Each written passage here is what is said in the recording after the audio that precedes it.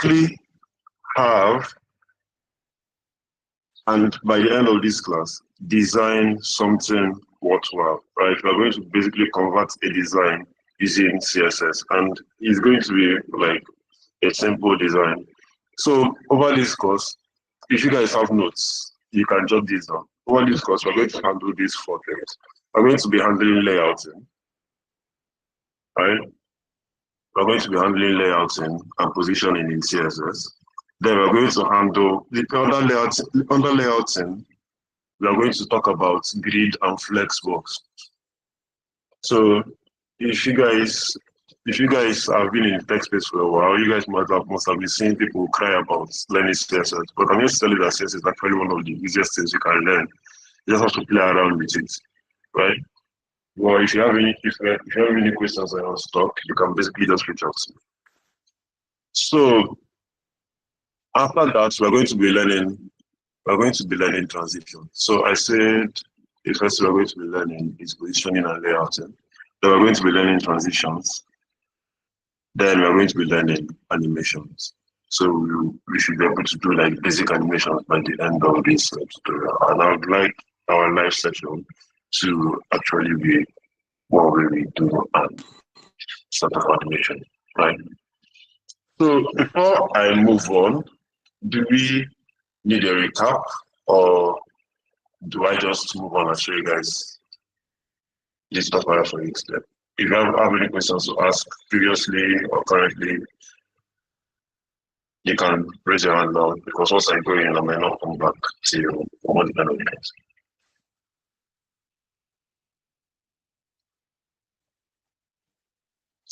Right.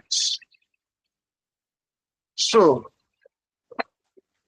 we have all been introduced to the code editor we're going to be using. So that's it. Yes. So basically,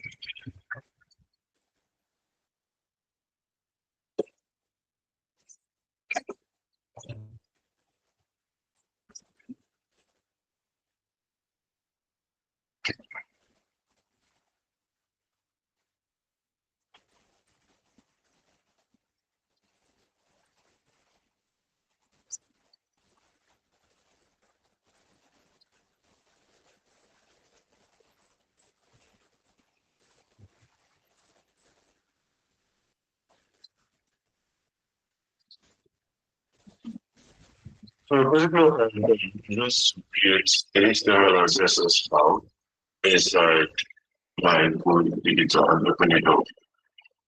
Right. So the first instance, what I have here is just an empty HTML and empty style sheet. So there are many ways you can actually like write CSS in your code, and that is by adding external type style sheets like we are going to be using, by writing it internally, and by embedding it. Right. So these are the 3 ways to write CSS.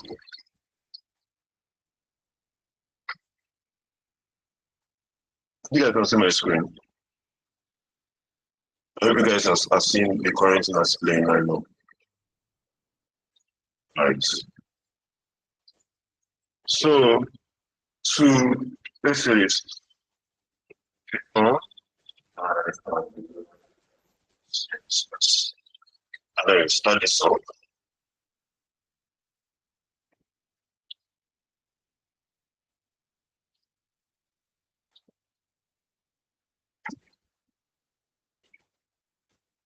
So the first way we can actually write CSS is by embedding it into as an attribute inside this H1, right? So we can have a style. So inside the style, we can say, I want to change the color of this, so I'll just say color green. Then the color should change to green. So this is embedded. This is what we call embedded. Now, another way we can write CSS is by using the style tag. So inside the style tag, I can call my H1.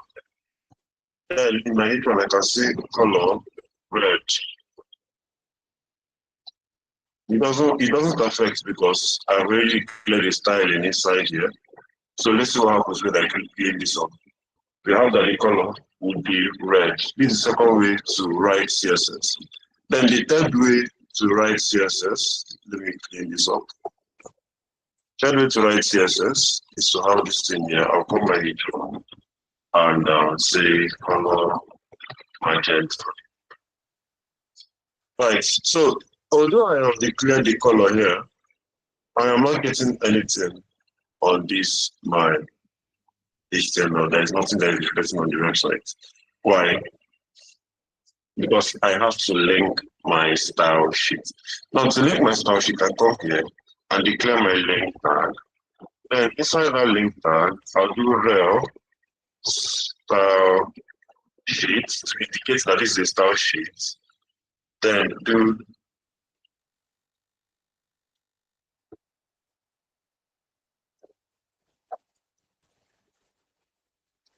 and link it using the HR, right? So this reference is a pointer that says, okay, hey, this is the pointer and it specifies the active URL on the link to source. So immediately I link to see that the color here changes, right? So those are the components. You link the external target. Anything you are linking your HTML is linked to the is linked inside the head. Right? It's the head that you link anything that you want to link externally inside this place, right? So now you can use CSS to do a whole bunch of stuff. You can also change the color of the body. I'm basically come here and say body.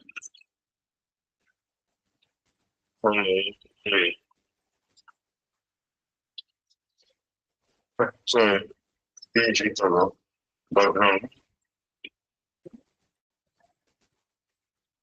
Yeah. So actually the background is not give the background a specific color. Right. So this is basically the basic ways you can use CSS. So in using CSS, as you know, you write HTML, then you carry this called an element, basically. So you now carry the selector of this element, which is the H1, and then call it inside your style sheet, which has been linked to your HTML, and then append whatever I want to append inside it, and then it should affect it directly. So that's how this works. Now, moving in, there are some things called initializers. Now, in initializers, basically we're just initializing how we want our default body, what we're working with, our default CSS to happen to the HTML document. So we have the universal initializer is asterisk. So we set the margin 0. If you see what happens, right? You see that it has removed every default margin that HTML has. We now set our pattern to 0. It removes every default padding that CSS has. So margin is the outer one.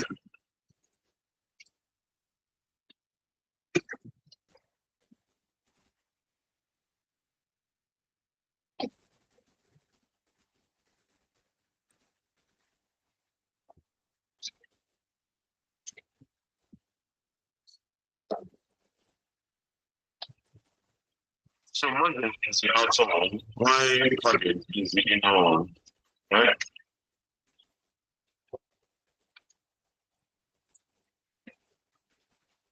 So we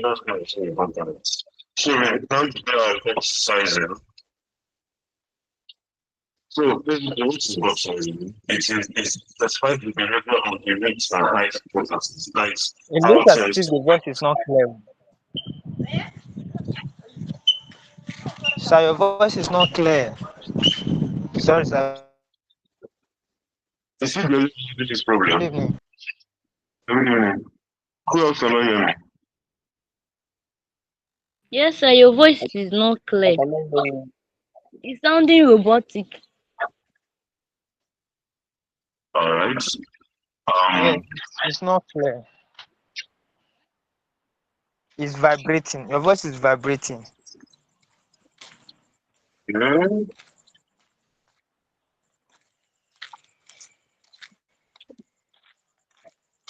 All right. Can you guys hear me now? Am I better? Sir, this one is worse. So are you using speaker or mic? Are you using mic? Something like that. No, I'm not using the mic. Can you guys hear me Why better? is it why is it vibrating? It's just like your voice is so deep.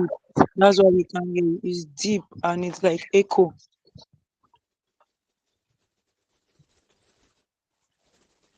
Right.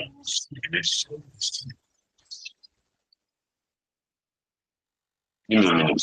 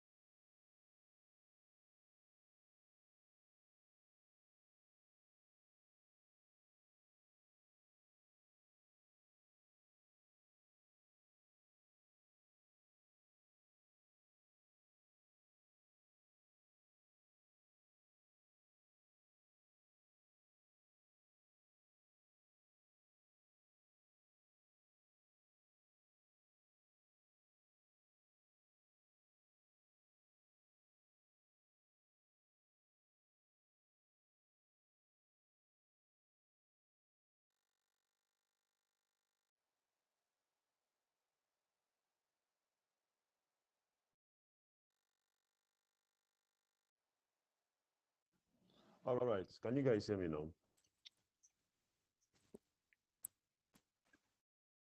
Can you hear me now? Hello? Am I better? Am I sounding clearer? Yes, sir, we can hear you. We can hear you, sir.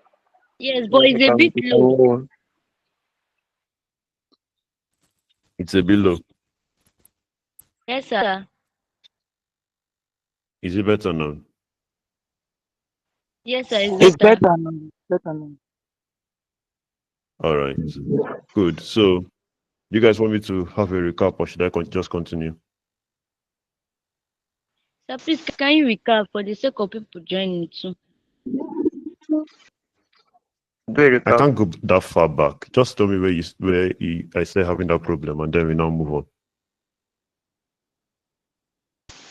I didn't start with you, sir. And just Hmm? maybe you can just take a bit because I didn't start with you this one. Right. So the core thing I've talked about since I began was basically telling us about CSS. So what is CSS? CSS is called cascading style sheet.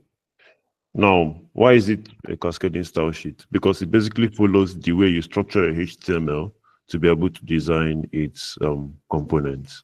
So you follow that format that you have declared your HTML, the way you built your HTML, and then you now write your CSS, right? So what are we going to look forward to in this, for these like lessons and this contact that we're going to have? So the first thing we're going to talk about is positioning and layouting. In layouting, we're going to be talking about flexbox and grid. The next thing we're going to be talking about is transitions. Now we're going to see how we're going to use transitions to do a whole lot of stuff.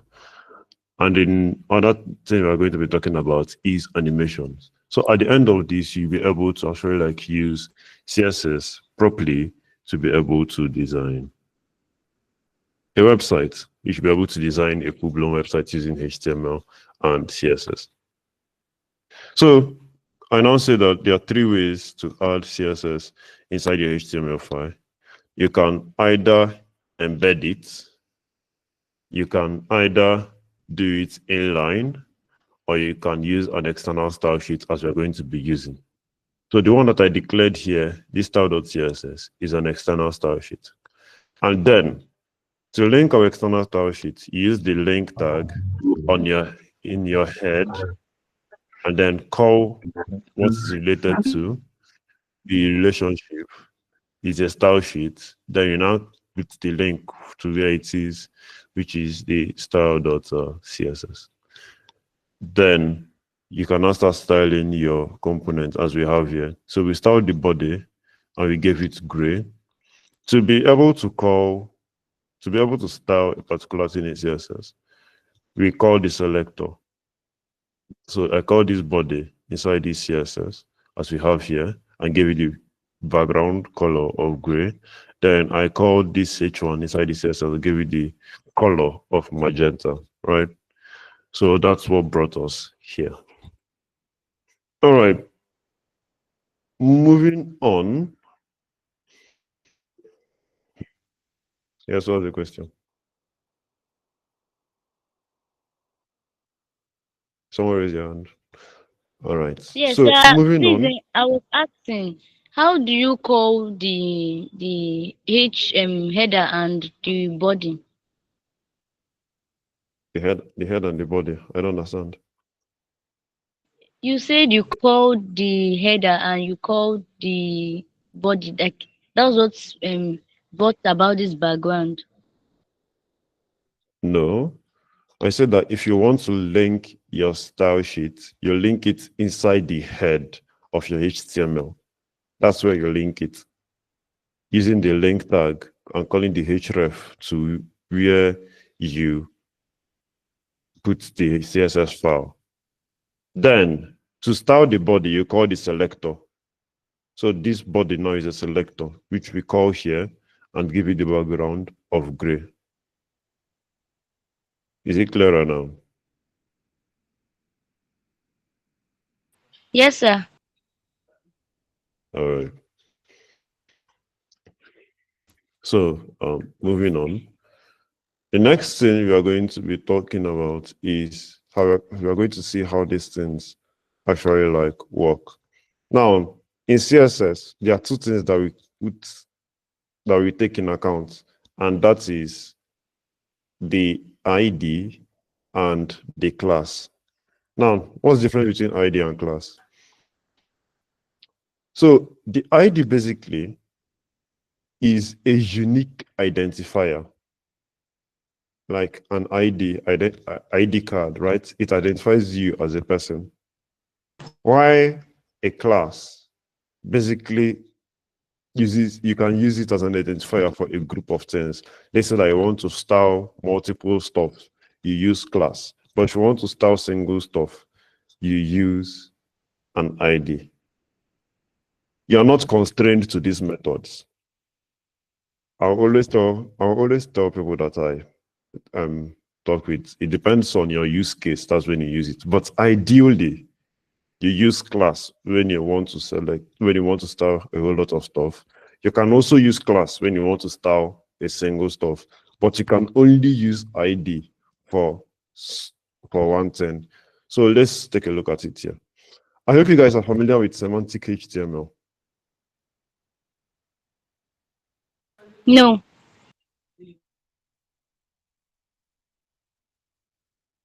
Sorry, Chigozie, if you're not seeing my screen, you should leave and rejoin the call. You guys are not familiar with semantic HTML. If you're familiar with semantic HTML, like just put up your hands or just react. No, I'm not familiar with it. Okay, Mesoma, did you guys treat semantic HTML during your HTML tutorials? Not really. Not really. It's not actually like a symbol. No. Not at all. Did you guys touch stuff like section, nav, menu, form? We didn't do it here. Yes, we Oh, touched sorry, I didn't hear you, Vivian. we touched form. But I mean, like, do you guys touch things like section, article, aside, nav, No, header? there was nothing like that No, we All right. didn't. because there was All no right. time. So the guy rushed it. Ekene rushed it and took us to form. We only did form. All right.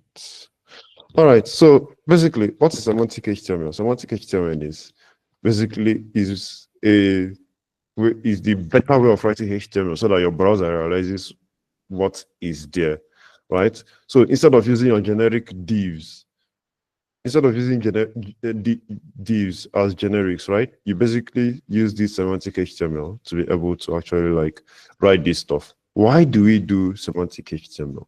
We do semantic HTML so that the browser recognizes these things and uses it to help people that cannot access the web as we do, right? People that are blind, people that are, excuse me for a second.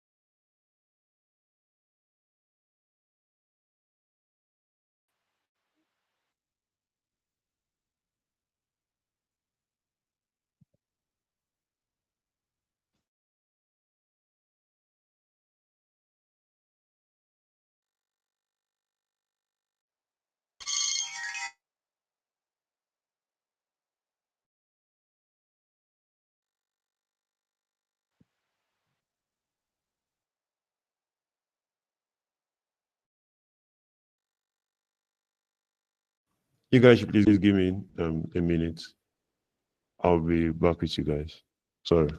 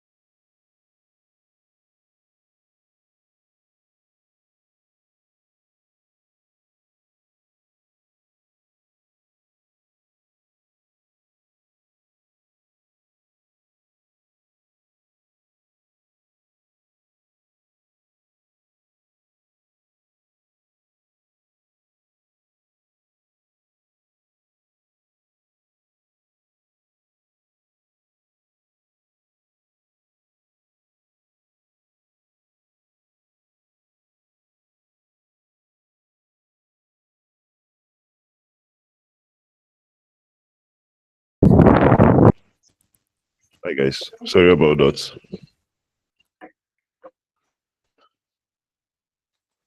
Right. Okay, so we're talking about semantic HTML. I hope you guys can hear me.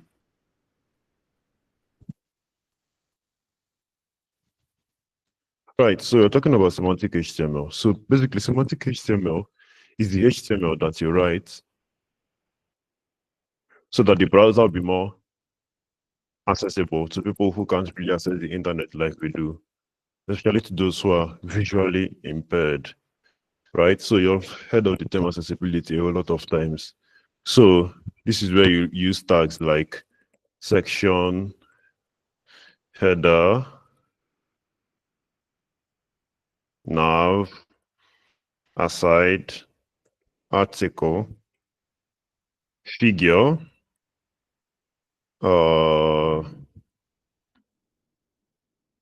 picture, and a whole lot of other tags, right? So these are the tags that we are going to be using throughout the entire of this course. So we are going to be seeing less divs and more semantic HTML, right? So the core reason we're using semantics is so that we write better HTML and we can also write better CSS. So continue with our CSS class. Continue with our CSS class. So the things that we're going to achieve now is basically, I'm going to basically walk you through the basic layouting principles and using positions and margins. So let's imagine that we had a div, right? So inside this place now, I'll clear this, and then I'll call div. I can give the div a width of 30 em, a height of 30 em. I want both of them to be the same width and height, and a background of red. Right, so that's what we have there. Let me reduce this to 15. Right. So this is what we have here. Now, if we have this, I will now show you guys what margin does. So if you say margin to, let's say 10 pixels, margin 10 pixels, you see that it's going to push the stuff away from the edges of the screen. So margin is the outer part. Now let's say that I have a text inside this.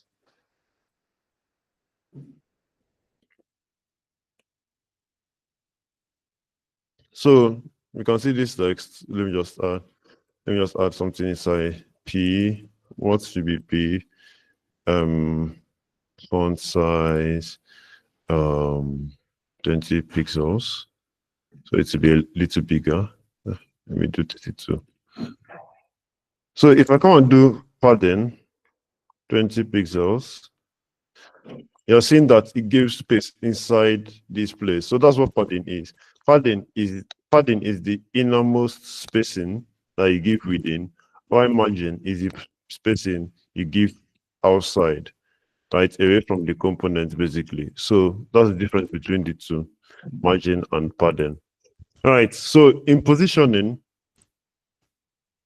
we have the relative positioning, we have the absolute positioning, we have the static, the fixed, the sticky, and a whole lot of stuff. As we go on, you're going to see how to use these various positioning to achieve your various needs. All right, so let's say that we have this already. So let me build something much more bigger. So I want to basically do something like this.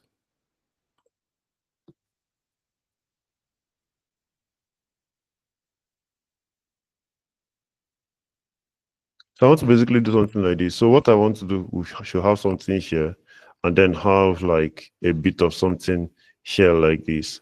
Then with a header and a big section. So inside this place now, I can basically come here and say header, So inside my header, this is where my navigation lies. So I can have a nav inside here. So outside that, I can have a main. Now, inside this main, this is going to be like the main place where my entire content lies. So I'm going to have an aside. I'm going to have a section. Right. So inside my CSS, I want you guys to be seeing this stuff side by side so you know how I'm selecting it better. So inside my CSS, I'm basically just going to clear this. Now, recently, CSS started supporting what we call nesting, right? Nesting is a way we write CSS so that it basically points to the child of the module. So this is a parent. Every other thing inside it to the end is a child. Now for the nav is a child to the header element, and the aside and section are children to the main element. So anything that has something is like your parents. So you live in a house with your parents. So within that particular enclosure, you are the child, and then you have parents, right? That are defined by what exactly happens in their children. I don't know if you get this analogy, but yeah, that's basically how it is. So we have the header. Now, inside this header, we have the nav. So I want the nav to have a width of 100%. That means it should cover my whole browser width. Then it should have a padding of 2 EM. Then it should have a PG of red.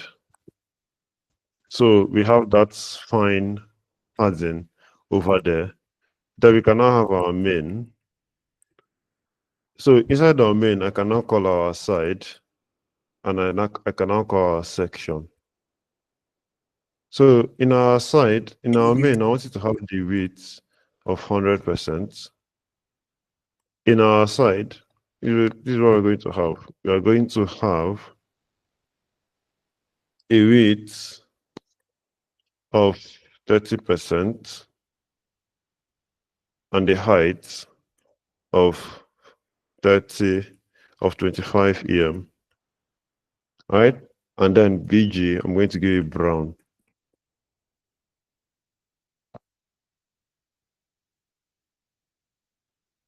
Right, so we have main aside.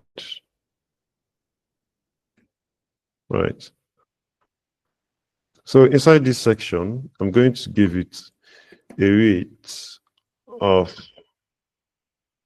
60% and a height of maybe 60 EM and a background of blue. Right. So inside our main, we have our head. Okay, so this is where the issue is. Like I said before, CSS supports nesting. And see where I'm writing my main. I'm writing my main inside my header, which there is no main inside my header here. So definitely I'll have some issues. I'll definitely not see what I'm doing. So, but once I remove that and place it here, I should have what I need to have here. Now, we're not going to be entering layouting, and because it's needed to show you guys how these things actually like work.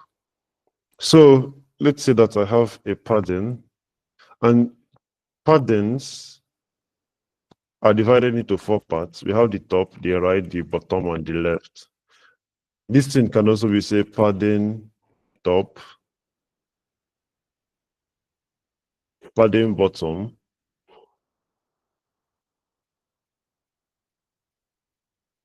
padding left,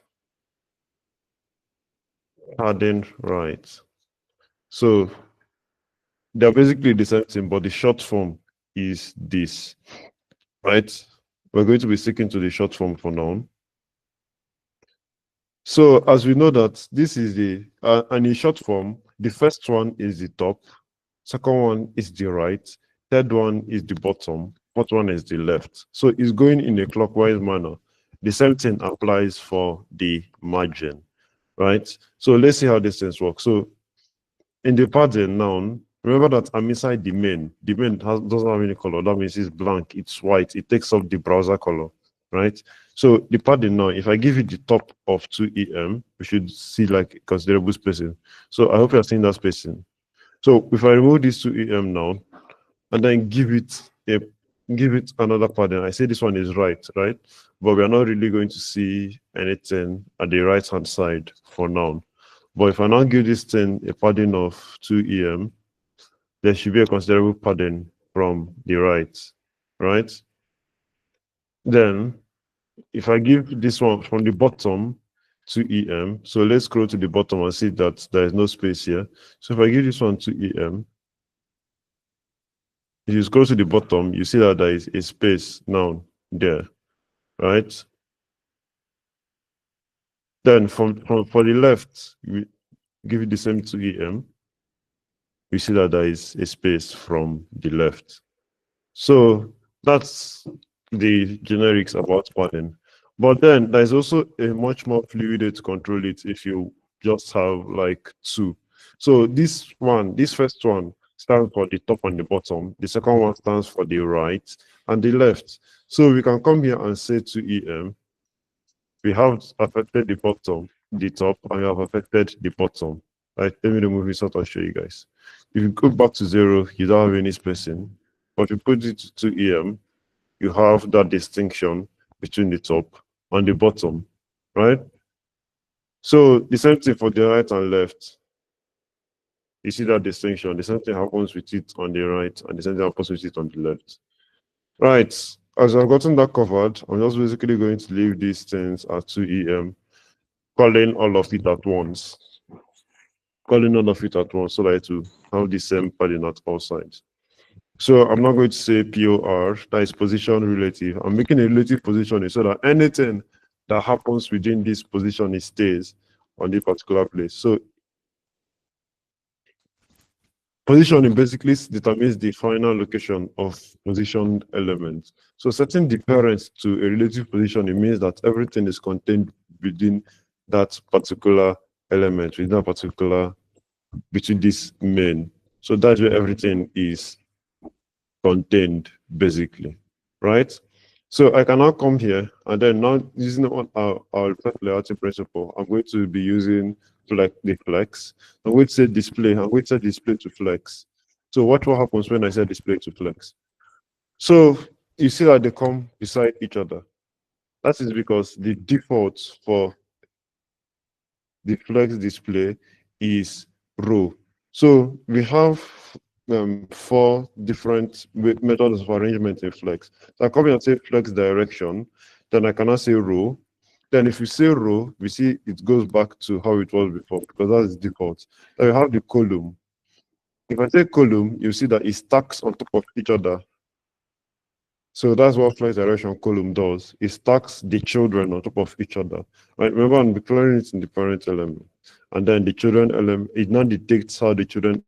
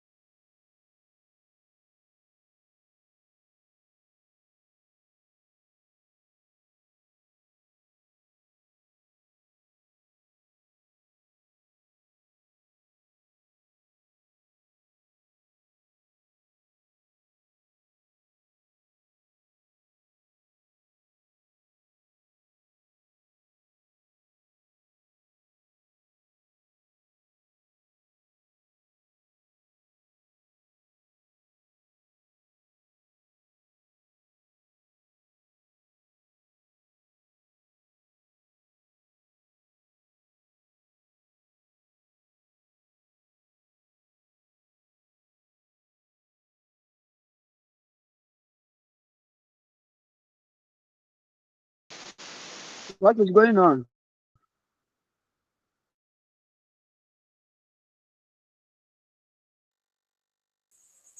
I don't really know what is going on. Okay. Call.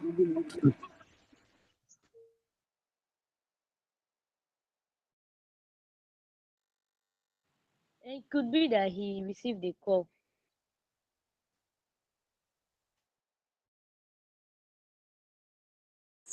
Or maybe he has a glitch with his network. But even though it's a glitch, I don't think it will be this bad.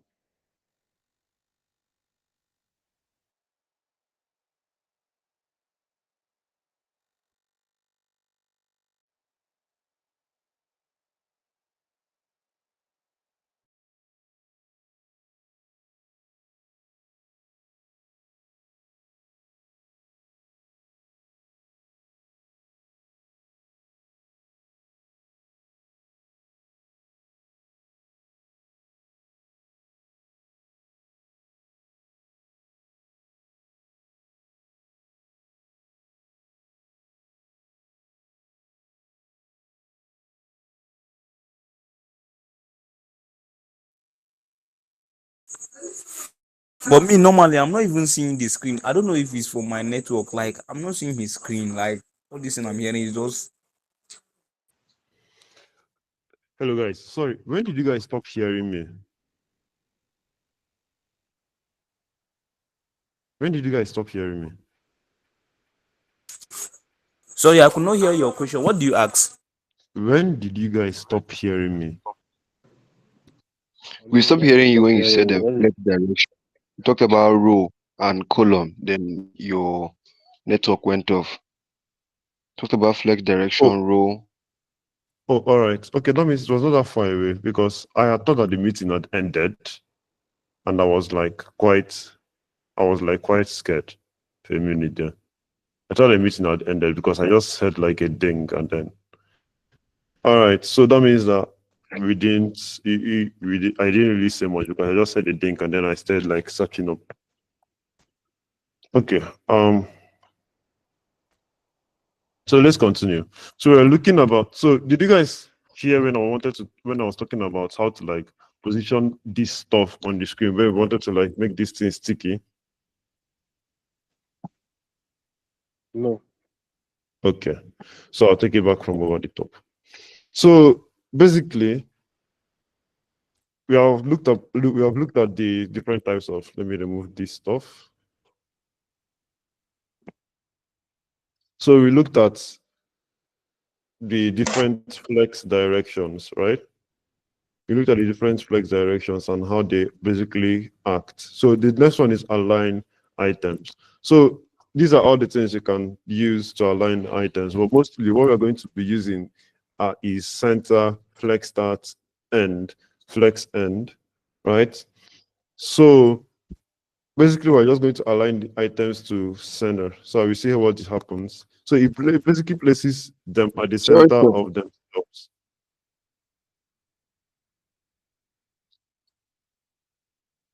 Hello, someone was saying something.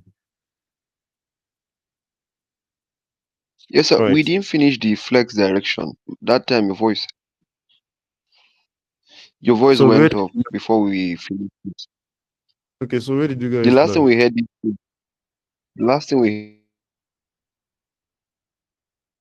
I can't colon. hear You you. mentioned row and you mentioned colon, then you went off. Okay, row and column. So the next ones we have after row and column is flex direction, row reverse. So row reverse basically just reverses how they are aligned on the row. As you can see now, we have the brown here instead of here and the blue here instead of here, right? So the same thing happens with the column.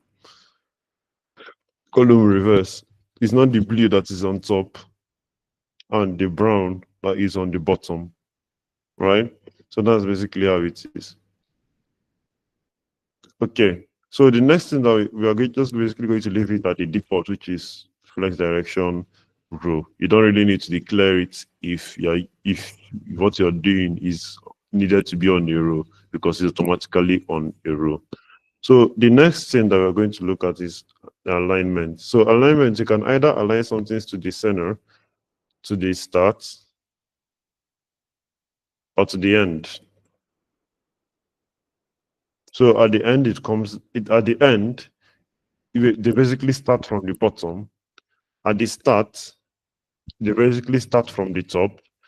The main reason why this thing is going down is because it is smaller, right? If it had like the same height, you will not even notice a shift or something. Like you're saying, you will not even notice a shift. But it's just telling that this stuff will start at this end once you say flex end. And then it will now align those stuff at the center of themselves. Just find the equidistance between both of them and then align both of them to the center. Then that is if your stuff is set to center. So okay, so let me go back to 25. So that's how that works. The default one is start, so we're going to leave it as start. Then justify content. In justify content, we have center. We basically align it to the center of the screen. We have space between. So space between are just both of them. So let me create like multiple asides so that I can better explain this stuff. And then I'll give you a little bit of gap so you guys understand. 1.2 EM. So you guys better understand. So you have space between. So you have space evenly. So space evenly basically gives them the same space between all of them. Okay, so let me just reduce this width to 30% too, so that they have the same stuff. And I'll remove this gap.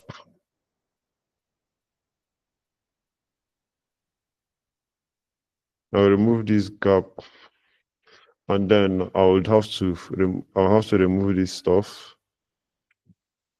so that it will just follow with what we have here.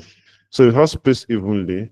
We have space between.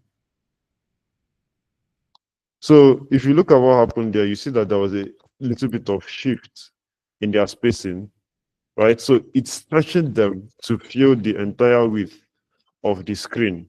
So that's what space between does, stretches them to fill the entire width of the screen. Why space evenly finds like even space in between all of them. So space evenly, as you're seeing, they now have like equal spacing between all of them. Then space around means that it just adds like spacing around each particular one. It finds equal spacing between each particular one. So that's how you can use justify content. But if you use justify content center, it basically just brings all of them to the center. You can note that this is like three things all together. So I can just basically come here and set a border. A border is like a line. 1 pixel solid red. So you are seeing those borders here. I'll change this thing to black. So you are going to be seeing those borders. Let me change it to 5 pixels. So it will become more prominent. Right. So you're seeing how these things are. So there are 3 separate boxes that are joined together because I set the justify content to center. Then if I now specify a gap, if you guys are still with me. Yes, but I have a question. Sorry. Yeah, ask. What if you want this red to cover up this black space, top and bottom, leaving the space in between?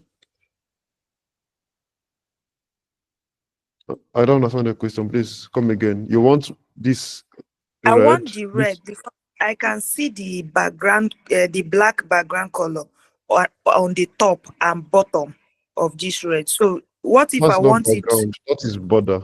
Is a border. Okay. Border is an What if I outline. want the red to cover the border? The border, you set the border parameters differently. So you basically set the value. You set what you want it to be, whether it's solid, dash, or dotted. Then you set the color. This is how you work. This is how you work with borders. So you can set the color of any border. if I want it to be the same color as the background, I basically just set it as brown. Okay. So it becomes the same color. But the black is to create a distinction. Okay. Yeah, thank you, sir. Oh. Any other person?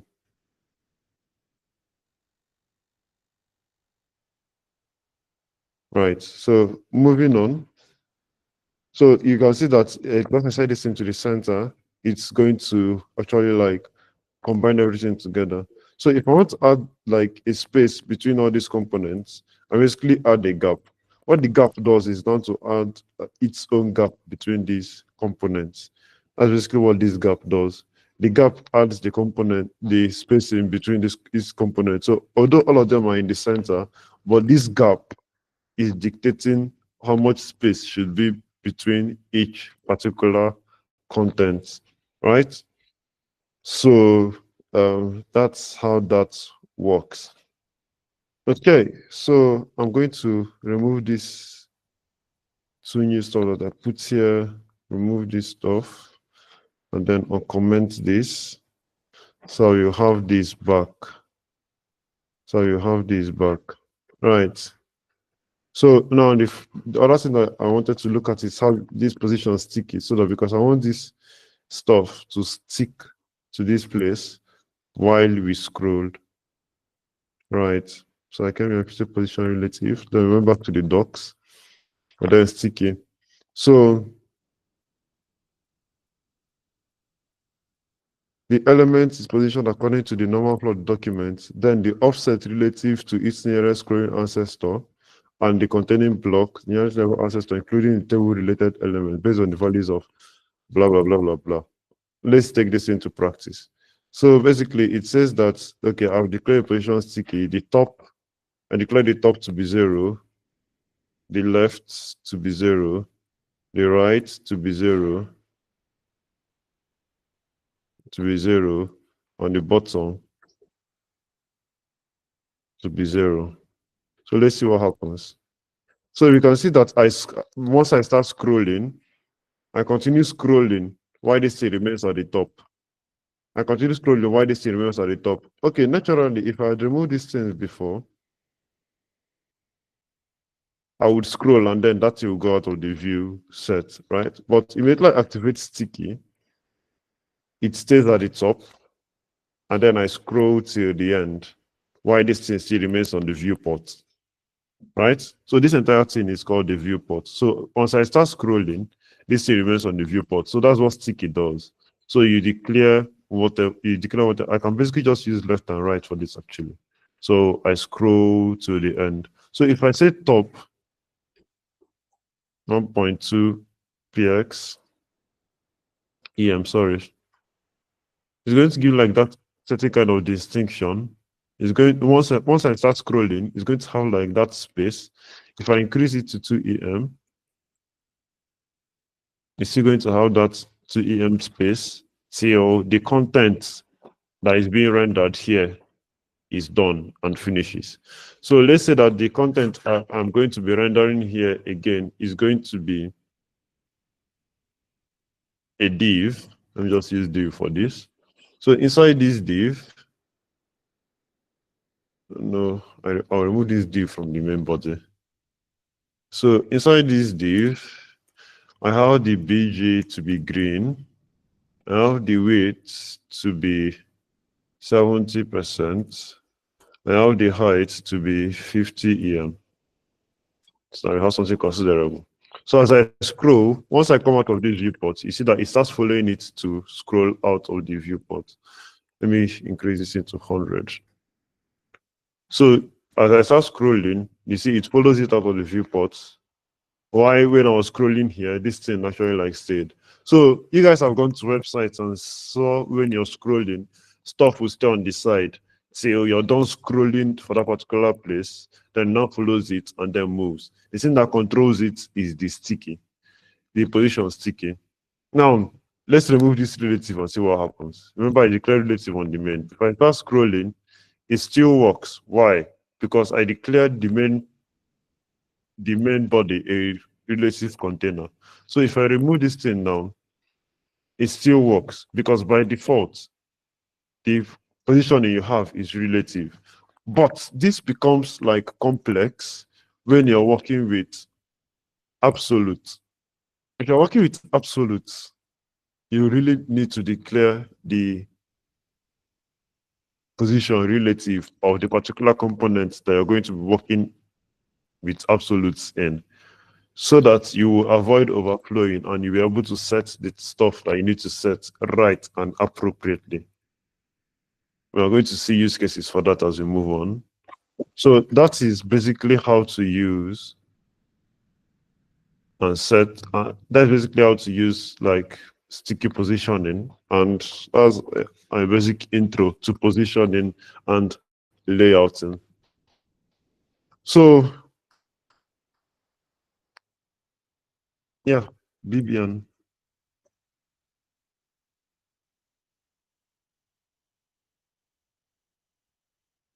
Yeah, hello BBN. Your hands are raised. Okay, sir. I wanted to ask, what is the meaning of EM? Because for the HTML, I think that EM is emphasis. So I don't know for this one, Sha. Okay. So in CSS, we have like different measuring. You have like different measuring patterns, right? The measuring patterns that you have are PX. You have PX, right? Then we have REM. You Rem. have REM. Okay. REM. Then we have EM. And then we have inches. We have CH. We have VH. And a whole lot more, right? So why I use EM is because EM is much more fluid with your web browser. So the entire web, each thing is determined by pixels, right? Whether you go big or you go small. As you can see that the value of these things change due to EM. Now let's say that I see that you saw that I was reducing like my screen. If you look up here, you see that I was reducing my screen size, and you saw how these things were scaling to fit differently. So let's say that I have this thing now at 25 px. Let me just increase it to 125 px. Right, and I have this thing at 1000 px.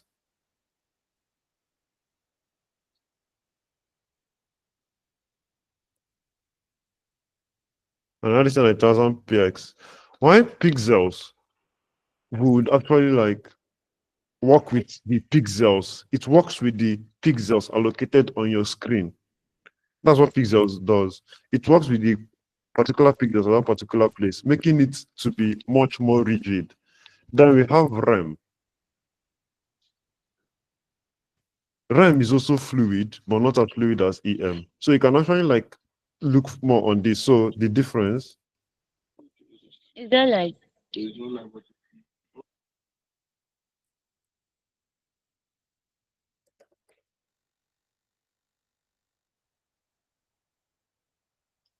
So basically, off the bat, Google tells us that REM is useful for creating scalable designs, EM is useful for creating responsive designs, and PX is useful for fixed size elements. So if you want stuff to be fixed, use pixels. If you want stuff to be much more responsive, you use EMs. So that's why I basically use like EM. So they say REM is relative to the root font size. Is useful for creating scalable designs. EM is relative to the elements font size, useful for creating responsive designs. While PX is fixed and is on the terms of the number of pixels on a screen. Like I said earlier, basically it works with the pixels on your screen, actually like give you a particular size. Right. So in calculations, right, one EM or REM is equals to 16 pixels, right? So that's how it is basically. One EM or one REM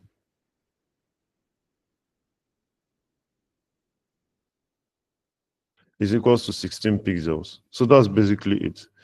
So you guys should take this thing, have this thing in mind. So because you can actually come and set, let's have like a use case for this. So inside my header now, I'll basically come and have a p tag that says hello. So I have this p tag that says hello inside my header. So in my p, I can basically say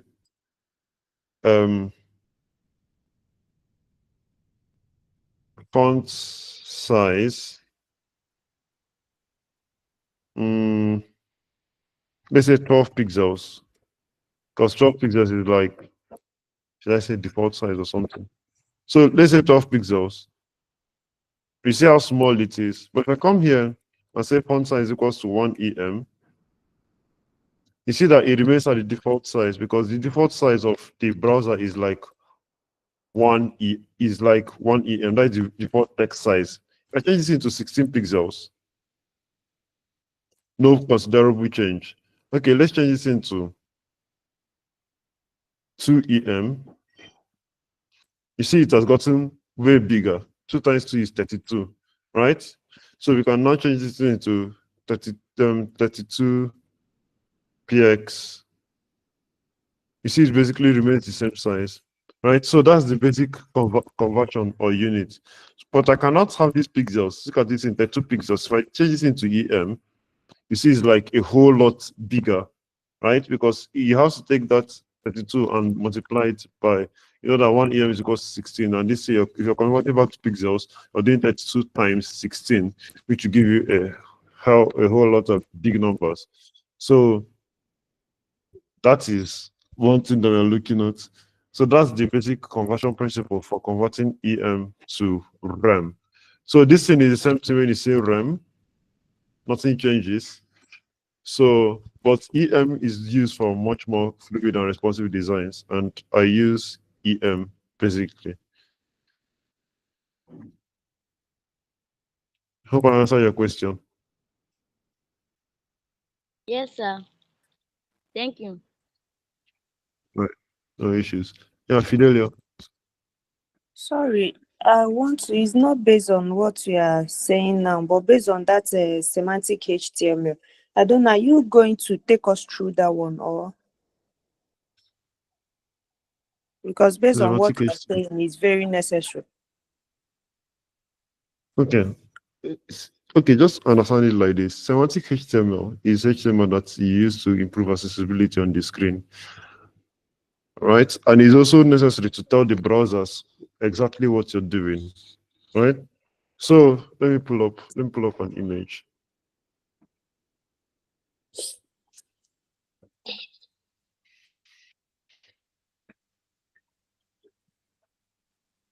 So if you look at this image on my screen right now, you basically see non-semantic HTML and semantic HTML. So non-semantic HTML is like using div, a whole lot of stuff inside it. Why semantic HTML is basically like telling you that, okay, we have like stuff inside this thing that are categorized. So you see that your browser understands this stuff much more easier than you to understand this stuff. So once you understand this stuff, it tells people that come to this website that, hey, this is this, and this is this is a section, this is a main, and this is where this thing is, right? So that's basically semantic HTML. The difference between it. If you need more info, you can actually like search. There is a whole lot of articles on semantic HTML that you'll be able to get info Like on. another thing I want to ask is the order of that semantic HTML, because we that are newbie now, let's say somebody like me might come and start with inside my header or inside my body. I can start with div. Inside that div now, I can now just go ahead and put section. Is there an order in which that semantic HTML is supposed to go through? Okay, let's take it like this now. So you're basically building a website. If you come to a website, you know that a website has a header. What does the header say? The header describes everything that's on top of there. Now let's look at Facebook. Let's look at Facebook. I'm using as learning material. So if you guys see what you're not supposed to see, what's your problem? So let's look at Facebook, right? Now, Okay. if you come to this particular place, we are going to see that Facebook has actually like categorized this stuff. We know that this stuff is aside, right? This thing is by the side, and this stuff is by the side. Now let's see how Facebook actually like did this stuff. I'm really hoping that they actually like took this thing into consideration. But they must have most probably used divs. So they use divs here, but it is not like good work, right? It is not Okay. good work. But because here it's supposed to be like the main content where you're supposed to have everything, then you have this thing aside and then this thing aside. Then inside your main content, you cannot start having this stuff cannot be a section, this stuff cannot be a section. Then this is a header. Inside this header, it contains like a navigation. This is a navigation. These different stuff are navigations. Then it contains like also more navigation, but these ones are aside. They place them aside, and then it contains the logo and then a search bar, right? So that is how you can actually like divide your website. So now coming to this particular website, let me also see whether these guys did this thing. I mean, they're top engineers. So. Right. So they give any? Yeah. So they did the div, but they did the div, but they now give it a role of main. Now this main role now declares that okay, this thing is performing, this div is performing as its role as a main element. So that's how it's going to read to a screen reader, right? So if you have any screen reader, I've forgotten how to actually like activate my screen reader on this particular application. Let me see this.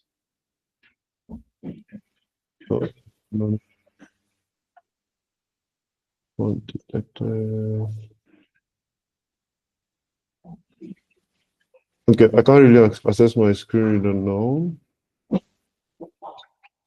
can't really access my screen reader now, but I've forgotten the shortkeys I used to press. But once I get my screen reader, it's supposed to actually like come out to me and then tell me that, hey, inspect accessibility properties. Let's see what's up. So as you're saying, this thing has appeared as a main here, right? Because we have the role of main. Are you seeing this stuff? Yes, I can see Are you it. seeing it? So Yes. we are inspecting under accessibility, and we're seeing that this thing is a main. Now look at navigation. So it tells you that okay, this is a side bar, this is a navigation bar. So it takes this as a navigation, right? So the heading is basically the home, that is it's not topmost there. So we have the document, generic, the form is basically what we're going to fill, the banner in navigation, the heading, right?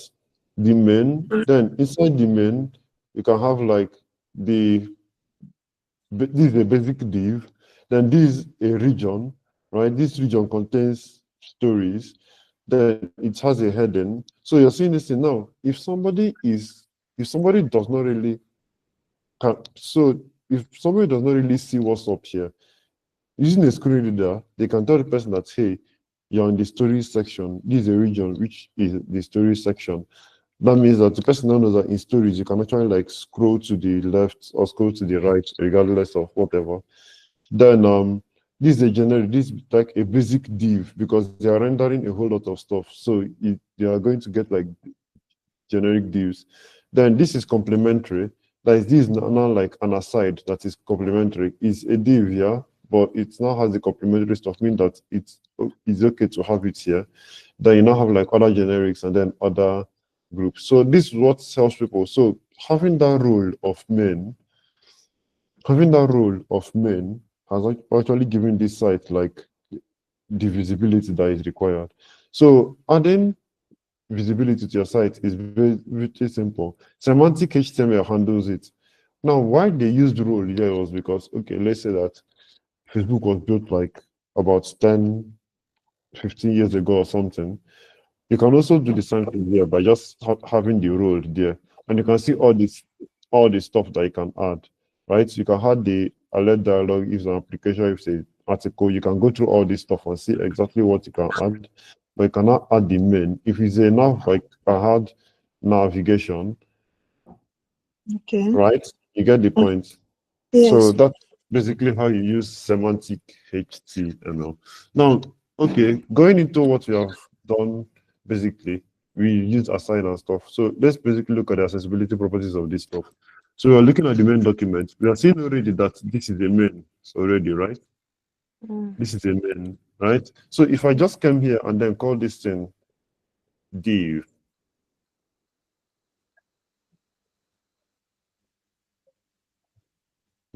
okay, change into div. So I style into show where. I change this into div.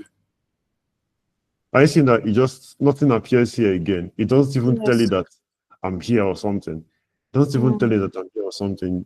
Like, right? Yeah. Just says that this complementary and this is this. So complementary are for things that are aside, and generics are for sections. So a section is a generic, so you call it a basic rule. But divs don't even appear on accessibility charts at all. Okay. I see it. Divs, I set a div, but it's not appearing on your accessibility charts at all. Okay. I set back a main and have this my main back here. You'll see that it actually would now come and give me a proper structure that inside my main I have a complementary and I have a generic inside it. You get the point? Yes. So it has grouped this website and actually like giving the person that is going to need accessible materials to use this website more insight on what's up. So remember that I set a header. So inside this header, I have a navigation. You get it?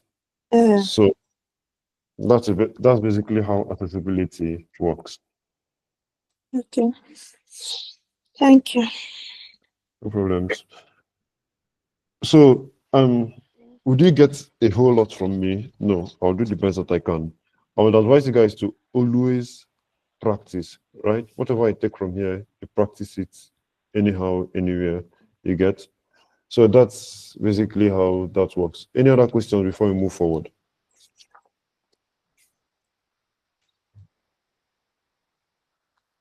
Does anybody have any question for me or anything that we need to do?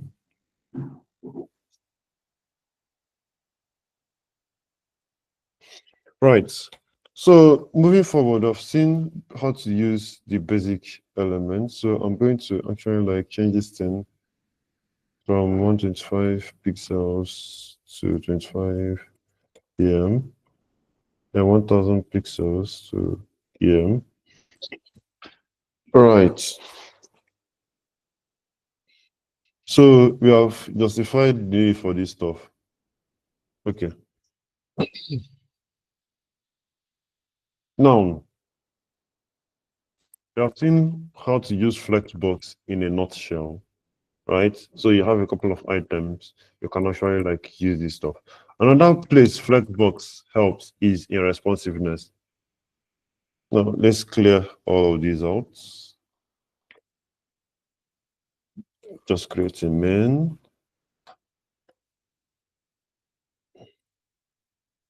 Just create a main. Then in this main, we'd have like div, 4 divs.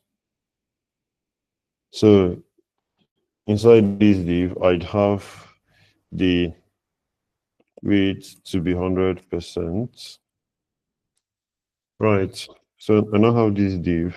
For each of the divs, I want them to have a width of 30 em and a height of 5 pm. Now, for the first child, now we are going to talk about pseudo classes or pseudo selectors. So pseudo selectors are selectors that I can use to actually like work with the underlying CSS stuff that's basically inside CSS. So let's look more into pseudo selectors.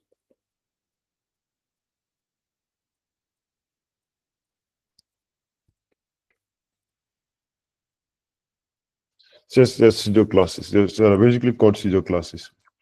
right? So we have the selector, then we have the pseudo class, then you now assign a property of value to it, then it should not be able to implement something here. So for this one, we are going to be using the child pseudo class. So inside here, we're going to have the first child. So a pseudo class is characterized by dot dot. Me writing this thing like this now, using an and, is the same thing as me coming here to write div dot first child.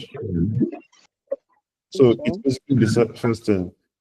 The only reason that I'm using this thing here is because I'm using CSS nesting. So it's basically matching to that particular child, right?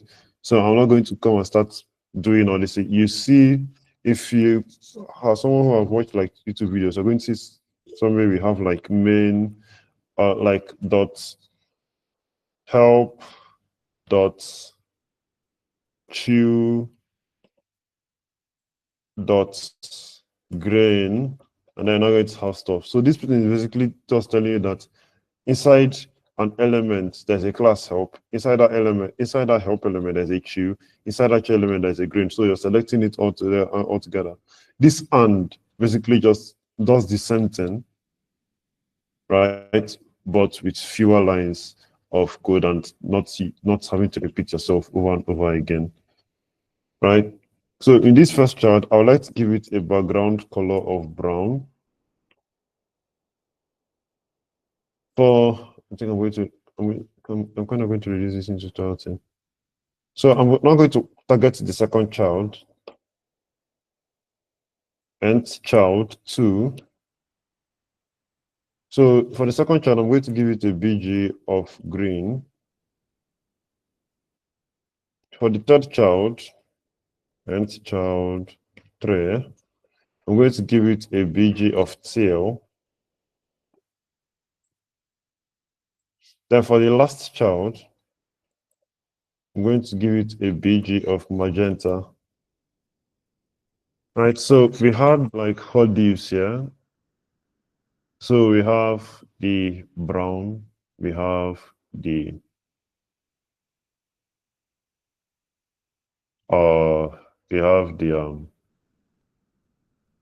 green, the teal, the magenta.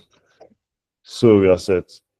So we can come inside here and say that, okay, we want to like spread this thing throughout. You say display flex. So automatically it aligns and fills up the entire width, gap to EM.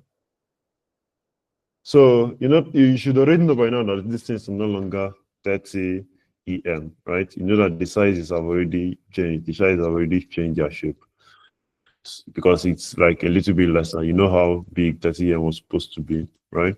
So we can now say, once you now start reducing this stuff, you see that it remains on the screen, right? So you're already seeing it now that is way less than the normal width that I gave it, right? So seeing what is happening here.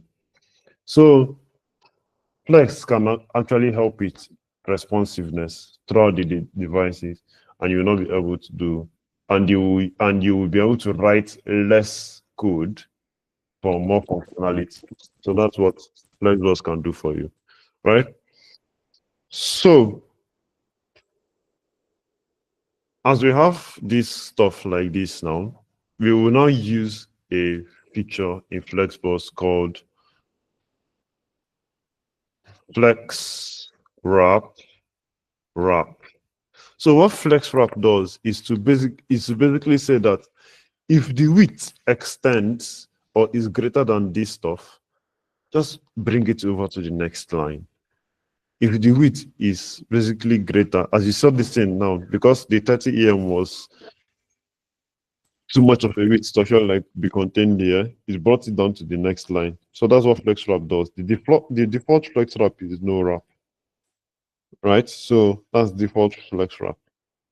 So we have the wrap, but that still doesn't like solve our problem fluidly, because yeah, it's changes and all this kind of stuff, but is it really like working? So display flex, I cannot say specify content space between.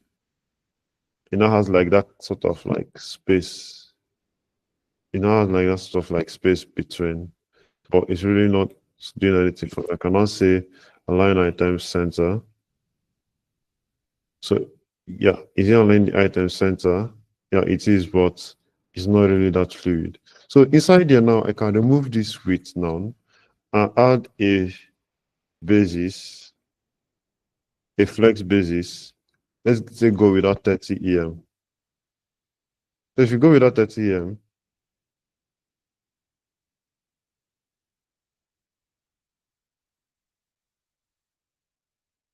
if you go without 30 EM, you should find out that it's a bit more responsive in some areas. Let's remove this stuff. And then I'll now show you like the true power. So once we now say this flex base is 30 here, we now say grow, flex grow, 1. So you see what happens with responsiveness. So are you seeing what these two things do? So we have the flex basis and the flex grow 1. The flex grow 1 means that it should actually like grow to fill this entire stuff. So as you start to reduce, it starts to actually like fill. I seen how much more fluid it is when coming to fill this stuff. So that means it grows to fill like the entire screen. So nothing feels left out. It's not as broken as before. Instead, it is much more fluid, right? And it fills the entire screen much more and much better. So that's how we can use this thing in responsiveness. So it's not much. So it's just reduce. So we have 15 here. So if you have 15, we know that 15 can fit inside here. So as we start to reduce, if you break the first one, oh, okay, I foresee. So if you break the first one, you see what happens. If you now continue, or you now break again, we see what happens. If you now breaks, we see what happens. Right? So that's how you can use flex for responsiveness easily, right? So we are going to build something right now. So far, I've been working with colors for the meantime. So we're going to build something using like a whole bunch of stuff. A very simple design rather. So I'm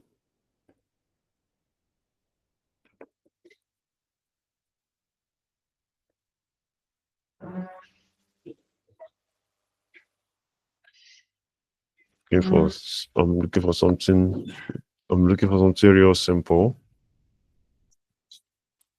We're going to use something that will be easily gotten on the internet.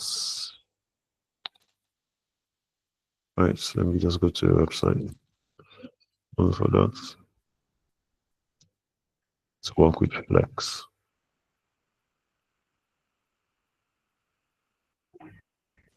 All right, so let's undo this.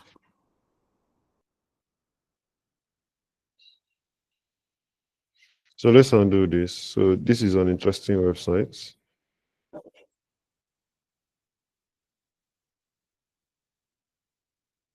So let's see what we can do with this.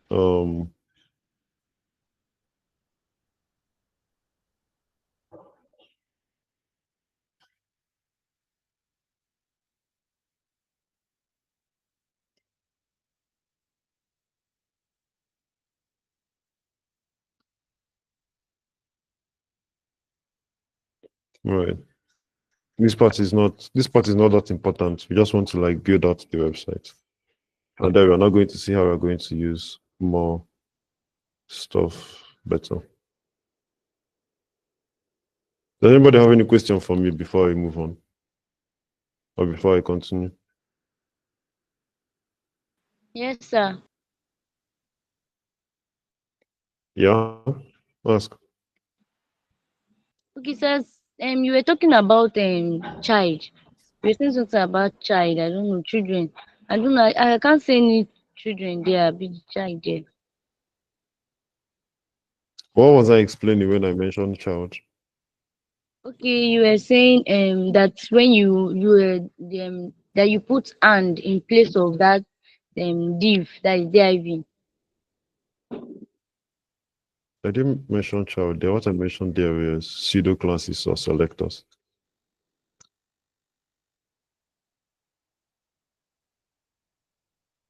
Well, what exactly is the thing you're facing so that I'll know how to like tackle it? Is anybody facing the same thing that she's facing, or does anybody have the same question that she has? I think I understand what you said. No, there's a point you Okay. were saying how you can join nesting when you can use pseudo classes to address it. You said something like ent and ent ent next child or something. So you reached Okay. last child. Okay. So basically in CSS, we have something called children, right? So the children are basically what is contained within what, right? So this main element is a parent to all these div elements. That means these div elements here are children to this main element, right? So as you can see, once you want to make something a container or a flex container or something like that, we tell the main element or the parent element. This thing can be anything, mind you. This thing can be anything, right? We basically tell the element, and then we don't tell it that we want you to assume and become a flex box by declaring that the display should be flex, right? So inside once we now declare this in flex box, we now have opening to an array of tools that we can use to actually achieve fluid positioning using the flex box. Some of those tools are the align items, the justify content, the flex wrap, the flex direction, and so on, right? Now, there are some of these tools that are used on the parents to dictate how the children will behave within this flex box. And some of these tools are used on the child to dictate how they should respond to the flex box. An example is when I say that this thing should be a flex wrap, it should be able to wrap the elements inside it properly, right? Then I now come here to the particular children themselves and then say that because now this thing is a selector. This thing is the same thing as me coming here and saying class box. Let me just come here. So as you can see, they still have this. They still have the selector here, and if I come here and change it to dot box, the style still stays. But if I come here and change these things to span, let me say span. It still remains the same thing, but if I come here and then change this into div, you see that it all disappears, right? But if I come here and do dot box, they all come back. Okay, now let me also use this thing to explain to you. You can see that each of them have like the same class. So once we have the same class, you can now select the specific item you want that still bears that same class. That's where we now have the first child, the second child, the third child, the last child. If I have another, let's say that I have another box here, I created 5 boxes. You should see a space. Yeah, of course. You should see a space here. Why? Because, okay, we have the first child, the second child, the third child. The fourth child does not have any color because I did not declare the fourth child to have a color here. So this is a pseudo class, right? So as you can see, it's element, the class is box, then the nth child. What number is that hierarchy on the table? right? Because I remember I told you guys earlier that the way you stack your HTML, that's the way you write your CSS. So CSS follows the pattern that you've set in your HTML to actually like work with your CSS, right? But if I now come here now and add another stuff and say nth child 4, right? I can also give it a BG of yellow, and you see that it now has a color, right? Because if you're counting 1, 2, 3, 4, you're seeing it here 4. Then the last child, we have the first child, and then we have the last child. Then we have like all these ones in between. So that's how the nth child works. Just that you know that all of them in that particular place must be bearing like the same identifier. Okay, now let's change this thing now.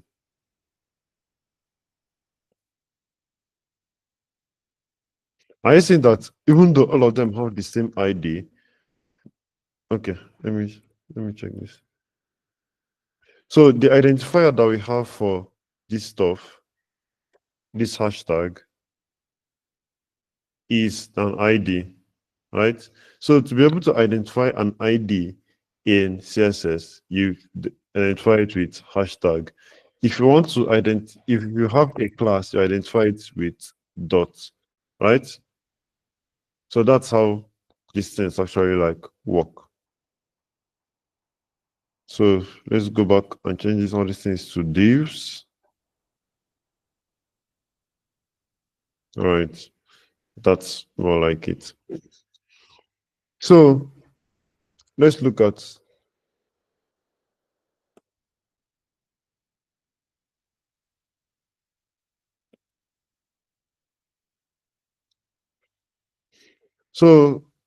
okay, do you guys have you guys heard of this resource before, these W3 schools? Have you guys heard of W3 schools before? Yes. Yes. If you're just react. Okay, Yes, yeah. sir. Okay, so basically you know that you can find anything there. So it's a very good learning resource. Right. So CSS selectors are used to find or select HTML elements you want to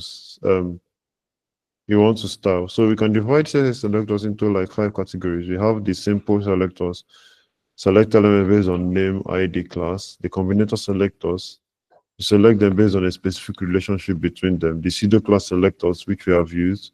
Combinators is, we are going to touch on this once, or if time permits. Then we have pseudo element selectors, select and style any part of an element. Then the attribute selectors, select elements based on their attribute or attribute value, right? So the CSS ID selector uses the ID attributes of an HTML element to select a specific element. You're selecting like something specific. The ID of an element is unique between the page. That means that even though HTML allowed this thing to happen, is an error, because the more you build, the more you find out that these things are not supposed to actually like have these same things together. Forget that the styles actually like applied properly here, but as you advance and you get to use ID and classes more, you'll be able to see that this thing is an anomaly. It can't stay there. So an ID selector is supposed to basically like select just one stuff, just set it to select one stuff. Then select the class selector, select HTML elements. Read the English. ID selector is the ID attribute of an HTML element. Why this one uses selects HTML elements with specific class attributes. You can set multiple classes, you cannot set multiple IDs, right? So so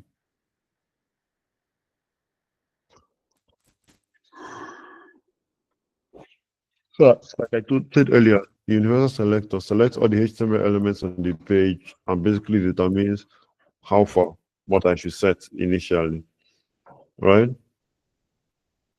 So if you have like multiple stuff, you can group them to minimize your code and that kind of stuff, right? So these are the simple CSS selectors. Most of the time, you would not use like, you have used hidden element selectors. You would not use like attribute selectors or student element selectors. If you're using attribute selectors, you basically have, if we're just when you're talking about input tags and the specific content of input tags and their what have views. Okay, so I hope I was able to explain like those classes properly to you, or the children properly to you.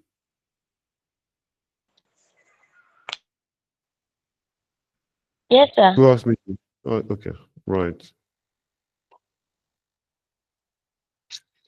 All right. So yeah, what's the question, Anthony? Okay. So must you put that sign of and before writing that in child? This sign of and is basically telling you that you're inside the box and you want to understand what exactly you want to actually like connect this thing to the particular box. This thing is the same thing as me saying dot box, nth child, whatever, and write my style. It's the same thing, but CSS supports what we call nesting. And to be able to retain that you're still in the particular place, I know seeing that it has an element of class box targeting the first child, right? So if you come here to you see the same thing when you inspect. Don't use empty rows in here.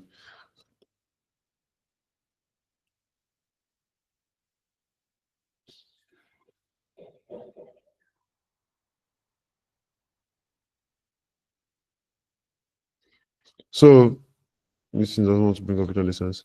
So it says that it targets the box with the nth child, and which we have declared here, I've declared the nth child. So you can see that also the same thing here is it has a class, and then it's not targeting the pseudo class there that is something else, right? Hope you got that, Anthony.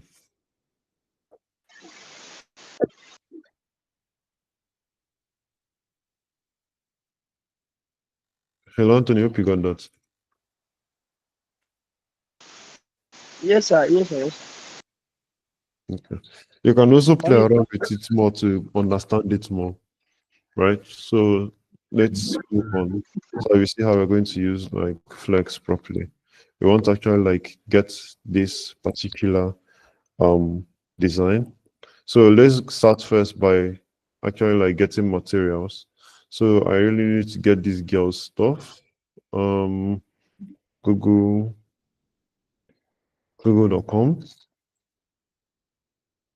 I search for it. So yeah, as a web developer, you should be able to use the web to your advantage, regardless, right? So I'm seeing the exact matches already. So I've gotten my first resource basically. For this stuff, I can just like relate.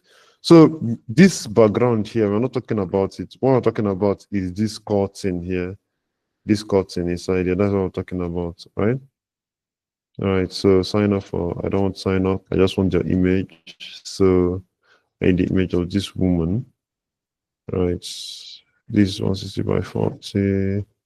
So inspect, open image in new tab. Right, so I can basically just like I want to remove the background. Right, so I remove the background. So as a developer, I must learn how to use Google. I hope this thing I'm doing is not foreign to you guys, because I'm sure that you guys are like that smart. Sir, It's not I'm foreign, lost. Abi. I don't understand how you get the picture, how you remove the background, all of that. I'm lost. Just follow the process for now. If you have like more questions, you can ask me. Just know that it is me using Google better. Okay. Sir, please, is this particular page, is it Pixel? Is what pixels? Like this background now, is it pixel? I don't understand what you mean. So it's Okay. remove.pg. I don't understand what you mean. Please, if you Okay, could like please- in graphic design, it's looking like that of the page of web page of graphic design. Oh, okay, okay. You're a graphic designer. Yes, sir. Partially, I still no visual. Which one we say which one we say partially? No, they talk that kind thing. If you're a graphic designer, have you designed graphics before? Yes. You move. Not be saying partially. If you say partial, do you know if I have something that sure? Let's go on. So only what you do with your chest, only what you do with your full chest. Even if you make noise for a living, as long as you can only with your full chest. I'm not saying you can make noise, please. Just only with your full chest. Right? So what we're going to do now, we're going to enter like the phase so that we're going to see how we're going to like bring this stuff to life. So what we're focusing on is this particular place. Nobody's asking me about this background. People, when designers design, they like making things weird for people. This thing is one of the things that they make weird, right? So this app that I'm using to do all this stuff is called Figma. You don't need to know Figma, but the better percentage of devs, front-end devs, know Figma, but you don't need to know Figma. That is not like crucial to what we are doing here right now. So let's get a dev in. So I'm going to remove this entire stuff. I'm going to remove this entire stuff, and I'm also going to remove this entire stuff. So we have ourselves a blank slate. Yeah, Anthony, what's up? I hope, sir, that maybe to guide them how to use Figma. You said what? I hope you guys will guide them how to use Figma, because I guess when they are sending It's not part of the thing I'm meant to teach you guys. It's just that I am using it to be able to get these resources so that I'll be able to design a particular website for you guys. Right? So it's not something that is teaching currently. That does not mean you cannot reach out to me for asking more questions. Sure? Now people who they aspire to Maguire go do that one. Right. So moving on, we need to put this thing on plain canvas.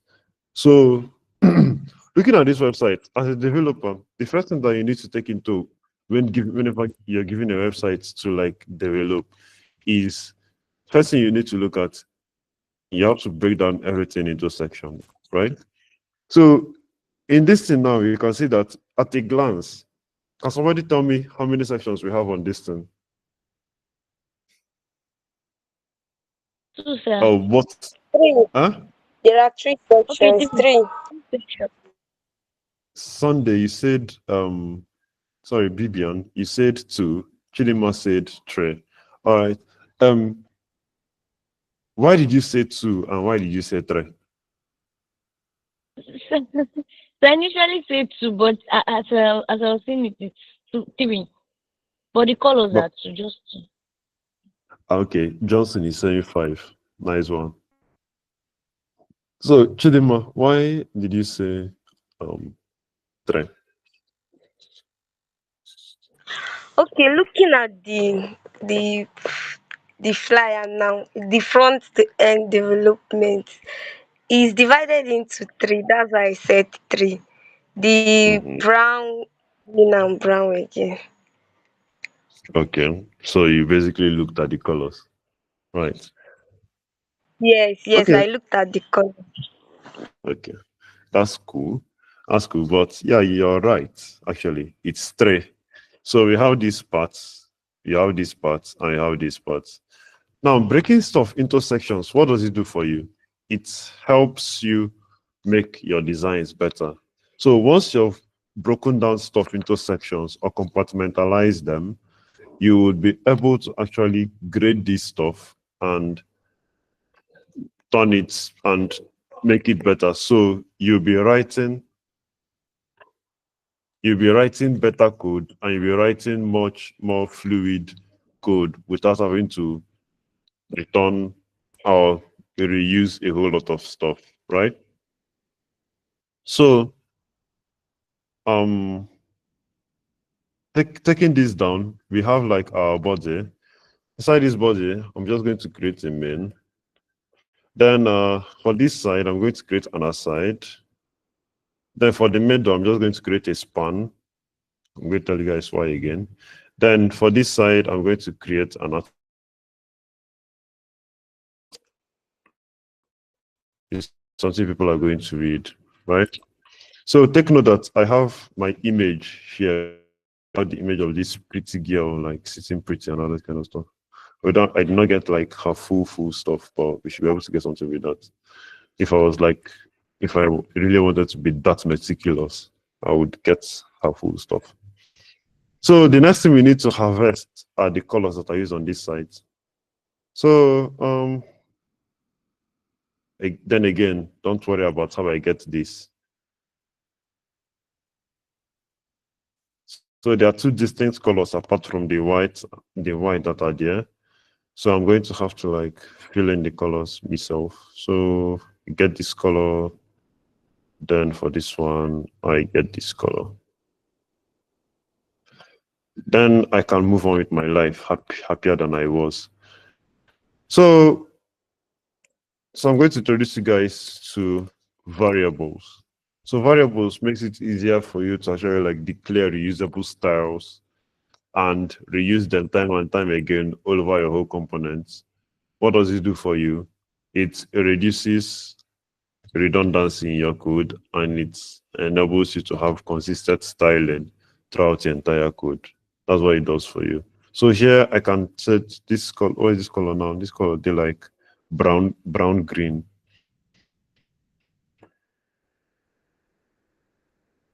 Green. Sorry, sir. Why are you using root there in CSS? Variables.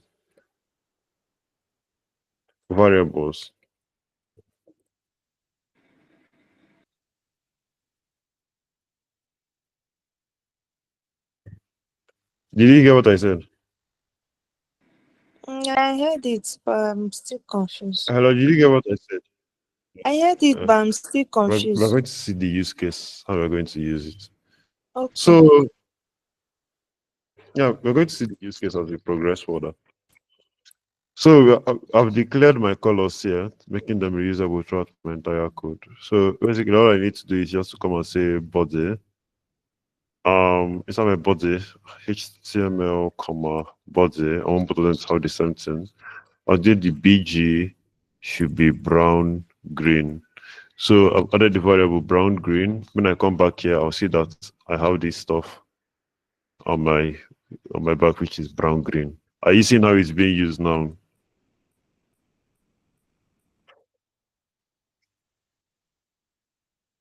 Yes, sir. So once I have that inside there, I come inside here. Then I now have like, okay, this thing are divs. I have 1, 2, 3, 4, 5, 6. I have like 6 divs. So I have div 6. But then these divs are inside something. I can just create a div, then create a span times 6. You said what? I can't see what you're doing.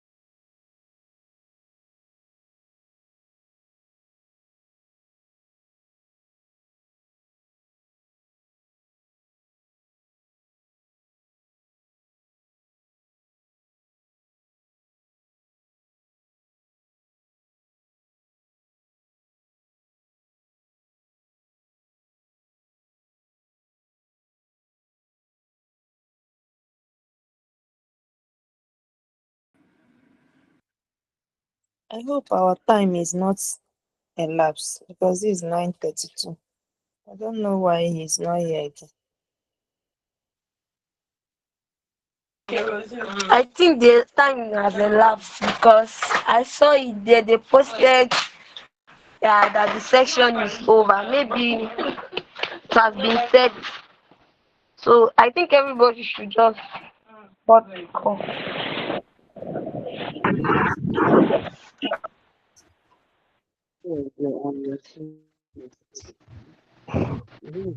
Yeah, that's true.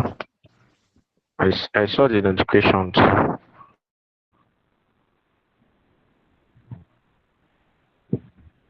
Or maybe it should be that is that thing that that boy said that he's not seeing the screen. So no.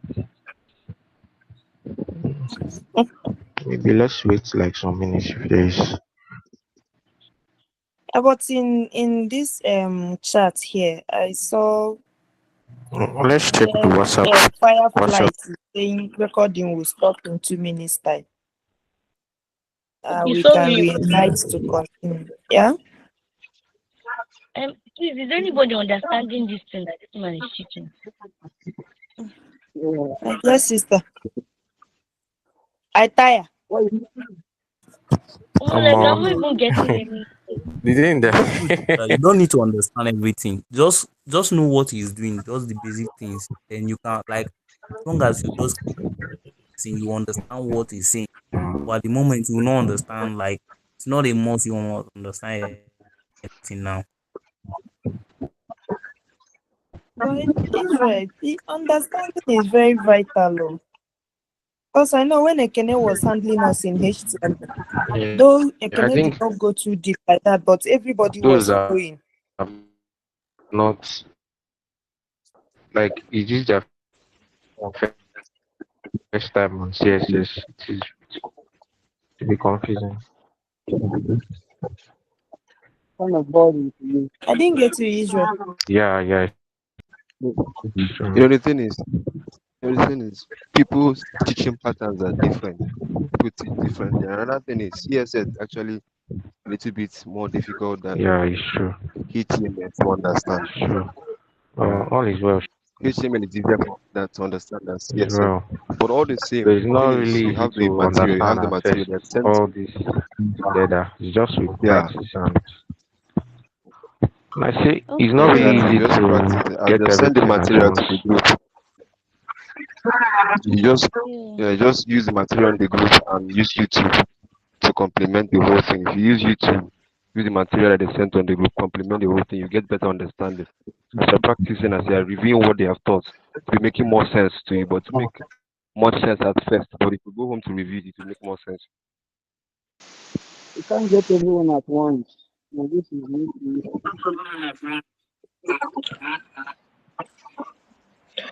Go over the class. I think what will help you better is as he's teaching, be screenshotting what he's doing so that later you try to run the code at home. You go to the book history. I know. You look at them. Obviously.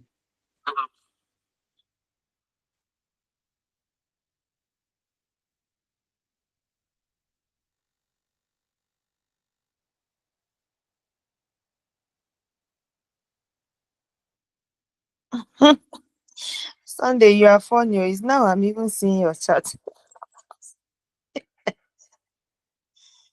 God, though. The man's supposed to be asking, "Are you following?" Then listen to people if they say yes, but nobody's answering. Hey, God. Ah, It's like Even you like guys don't the want to eat. secondary school, So you make understand. I Everybody will say yes. Me, nobody's understanding. I have to say Omo, my mind. Too. the question I even asked, he took me to another angle. I was confused on top of my confusion. you have seen it now. You have seen it. So, which Secondary question place did you of ask? Which question confusion. did you ask? God, though. We will scare through. Amen. No.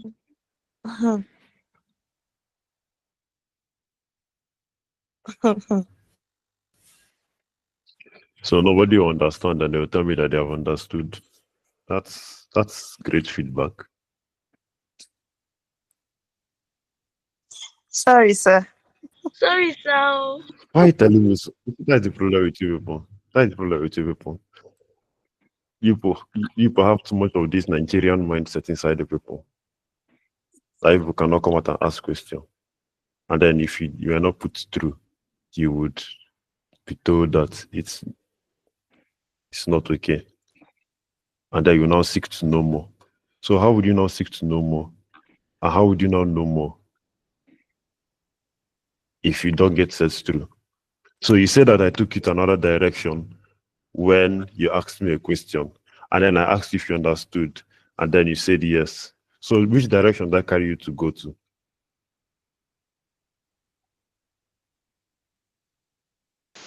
That's okay. We are from understanding. But somebody is saying that she's not understanding it. So which direction that carry her to go to? This class. So sorry, maybe it's because she's new to us. Then that's why I'm asking questions. That if you understand it, everybody will keep quiet. The one that somebody will not ask you, they will now not understand again. So I'm so sorry about that, but the thing is, I was just confused on top of my confusion because I asked her, I was the one that asked her about HTML semantics. So I wanted to know the order in which we are to follow, as in which one we are to put first before another. Who is laughing at me now? Please, I'm so sorry. I'm still a newbie here. all of us are newbies. Me too, I'm a newbie here. So I'll say this again. You are not constrained to a particular pattern of arrangement. Okay. It depends on how you want to set it. Okay. I want to go on with a little exercise with all of us here, right? I want to have a little exercise with us here. Are you ready? You guys should react. Like, I need people to be fired up. I need us to be ready to undergo this exercise. So if you're on Discord, just send an emoji or react. You give me a moment for this to fuck me up again. Right. So now this is the stuff. Okay, so when I say this stuff, type what you thought about in the messages section. Right? So immediately I say this stuff, type what you thought about in the messages section. Okay. A car. Think of a car. Type what you thought in the comment section. A car. Think of a car. Right? Type what you thought in the comment section. Wait. Normal. I'm seeing all of you.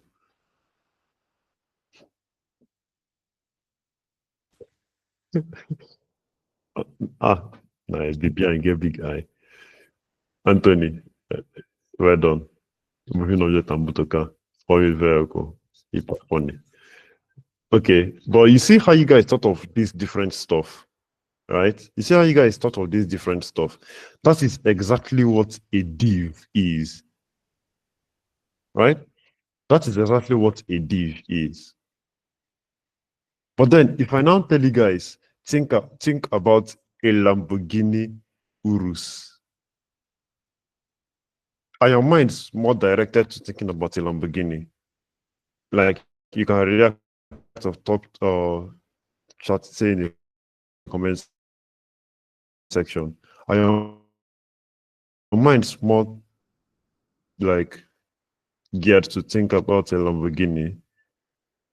Right? So this is what semantic HTML does. You get? So I said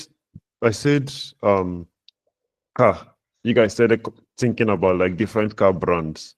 But then I now said a Lamborghini. You guys' minds now went to turn it to a Lamborghini. So that's what semantic HTML does, right? So I have said this particular stuff, and you guys conceived a whole lot of different things. But then I now told you guys, okay, this is what I want people to think about. And your minds go directly to that particular thing I want you to think about, right? So that is what semantic HTML does. It gives more meaning to the particular HTML element. Did you guys get my explanation? Yes, Fidelia? sir. Yes, Thank you very sir. much, Just sir. listening after. So sorry for what I No, said. Thank you so much. so sorry for what you said. Yes, Anthony. That we're waiting for that exercise we are doing. Oh, okay. All right. Just give me a minute. I think I'm having like serious network issues. You know, normal thing, MTN and their Wahala. Give me a minute. I can't share my screen. And two, sir, I think the first section have ended. I don't know, but I saw something on our that chat place that says that we can re-invite and start recording. Yeah, we are still live. We are still live on YouTube. That doesn't concern us. That is someone's notebook. Their notebook was set for an Okay. hour. Yeah. Okay. Give me a minute. Let me just rejoin back. Okay.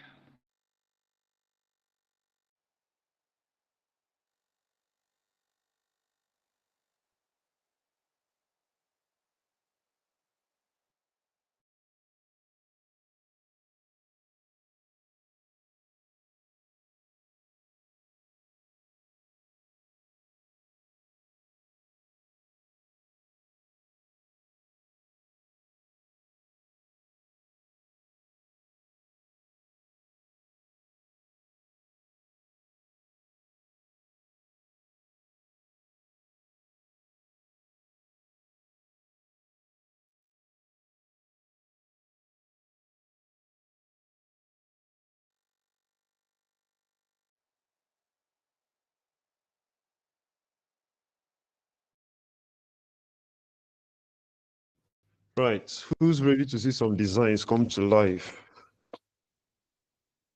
Let's go.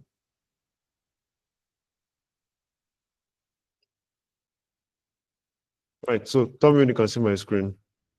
I hope everybody's going to be able to see Yes, my I screen. can. Right. Okay. So going back to documents,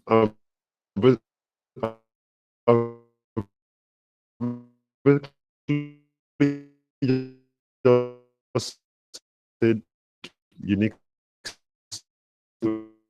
We have this stuff. We have this.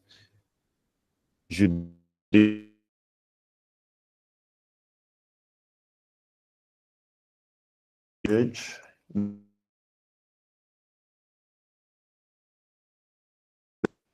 And we are done.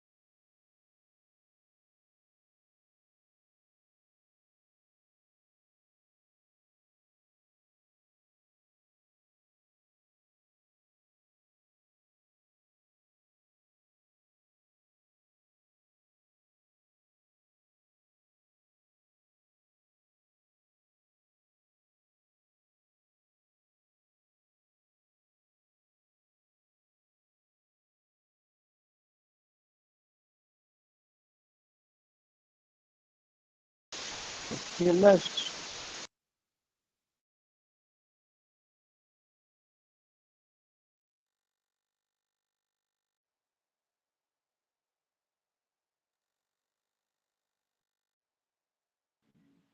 I can't see your screen. Oh. Cannot do again. Wait, man. You come. Sorry about the hassle. I am back. You know, whenever MTN decides to make you their partner for the day, it becomes very nasty.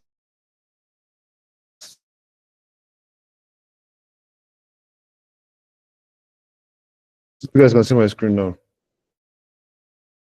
MTN is that you might not want it, but they'll force it down on you. You see?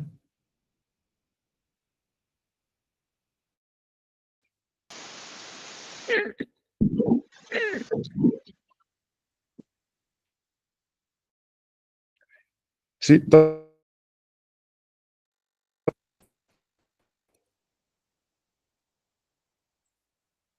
control union cert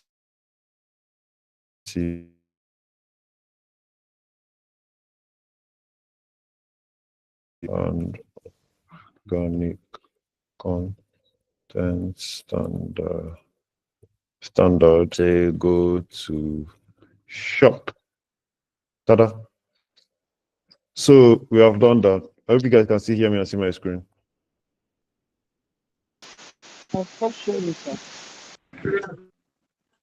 Your screen is no longer showing, but we can hear you. Okay.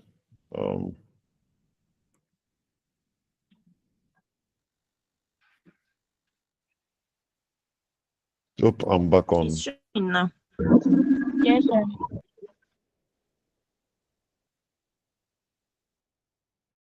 So we have gotten our basics like set up. We've gotten our basics set up. So the next thing we're going to do, I'm just going to come up and clear my main element inside here. So the next thing I'm going to do is I'm going to take the entire width.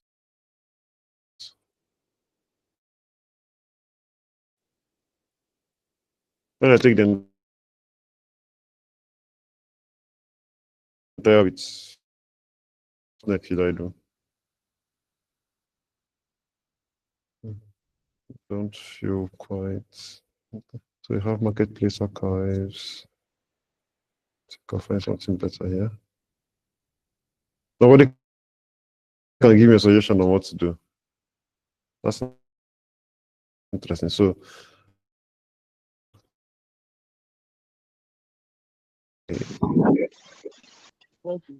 So inside here, just say display flex. It aligns ID, IMG, BG. So I'll just give it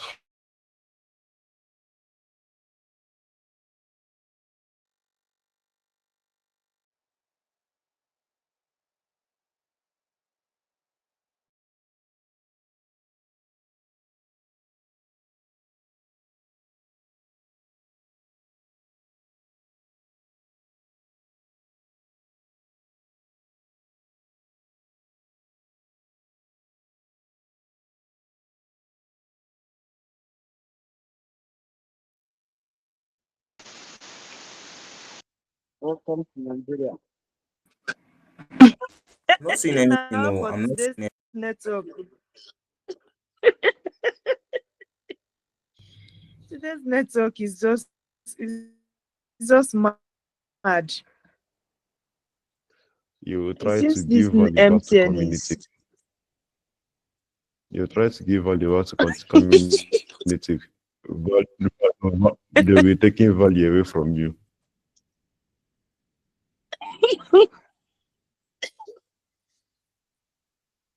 When I just use style, they weep in Tinubu.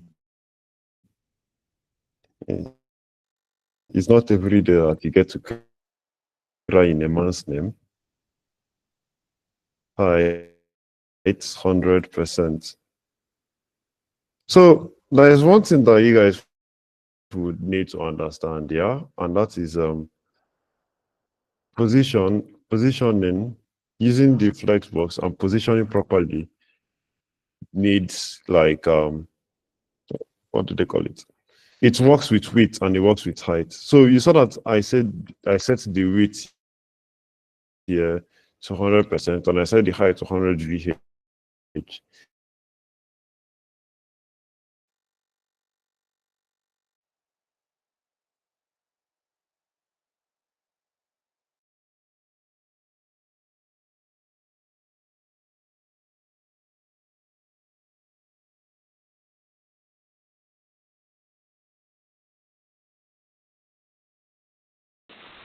Yeah.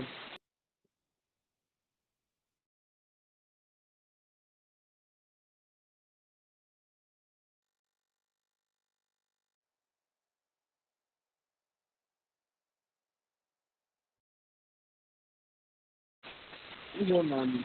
Today, I'm going to church today, right? You can remember what we did, like, I'm going to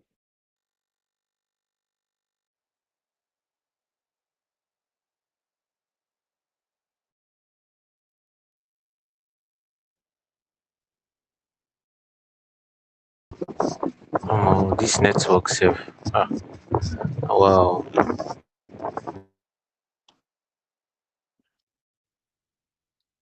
Please, I'm sorry for you guys experiencing is Nigeria it Fidelia or firsthand. Fidelis? I'm really sorry. But but now you guys are saying it.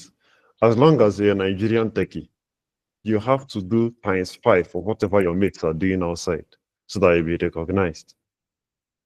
You get? Because this internet is not for everybody. It cannot keep you sane. Now, why did the talk says tech is Nagbara?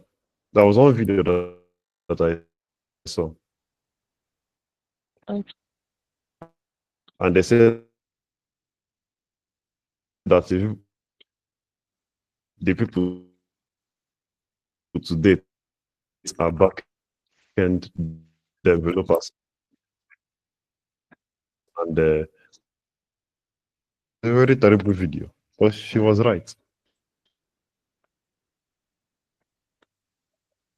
Yeah, oh,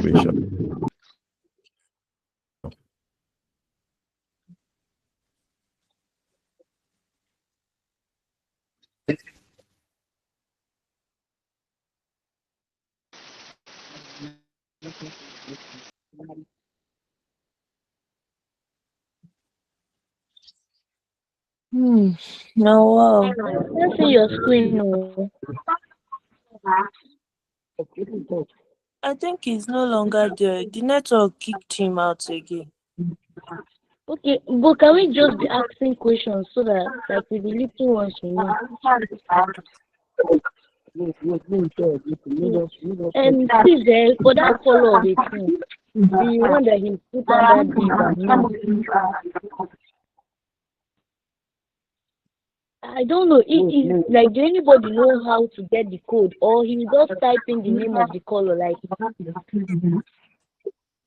What they watch now, I think they go and they take the short screen. I think he did that in Figma. I think that was why it was easy for him to get the color. Eh? What I did go through Is it the color code, like the code?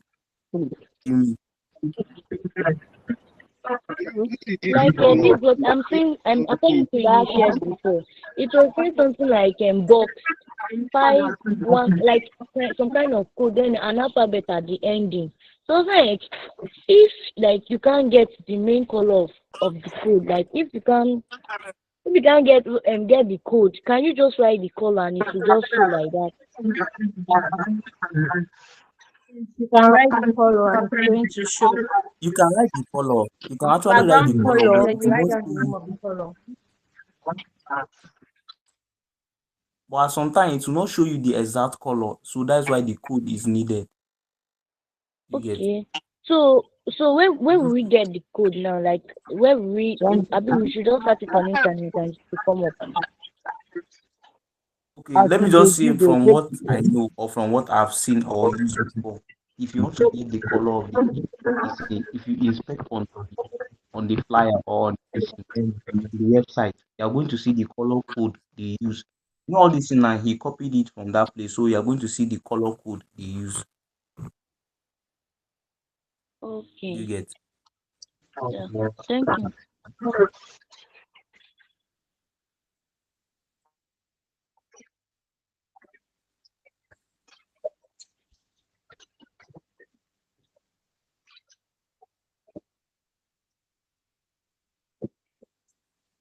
Nigeria. Nigeria. Hey, sorry, I don't know my mic.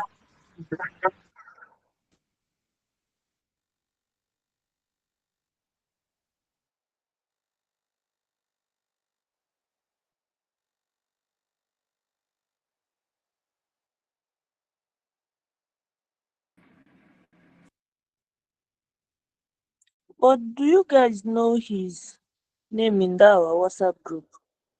In case if anyone wants to reach out to him. His They will definitely tag him. name is Chibuzo. Chibuzo. Chibuzo. That's Okay. Okay.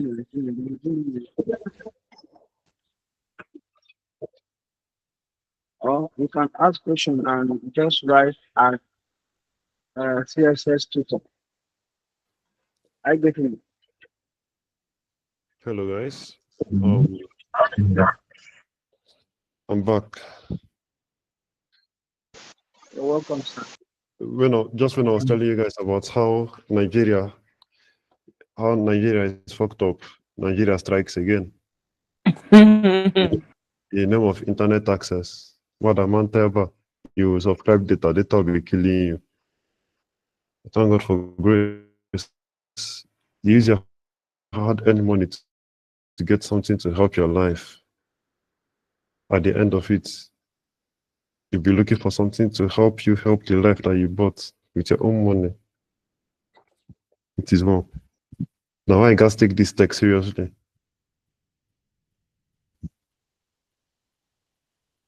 Now I guys take them seriously. Right. So before I was unfaithfully logged off by these people that decided that they don't want you people to learn. I was doing something sensational. So I have this stuff right now, right? Let me roll it back. Let me roll it back. Let me roll it back a few notches. So you guys already know how I got here using my flex and my background, yeah? Yes. I believe you guys know that. So moving on, we're not going to see how this is going to take like a sporadic turn. So I'm going to say display flex because basically we're moving to like achieve this stuff over here. You know what? Why network was like giving a whole lot of issues. I actually like figured out a very demure way to do what I needed to get done. Right. So I actually like got the main image that I wanted. I got the main image that I wanted, but then the main thing is now I need to convert it to JPEG and then convert it back. So work with me as long as you guys are still here. So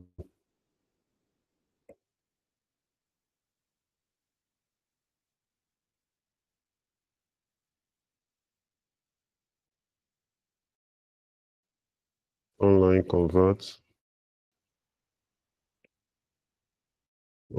convert.com.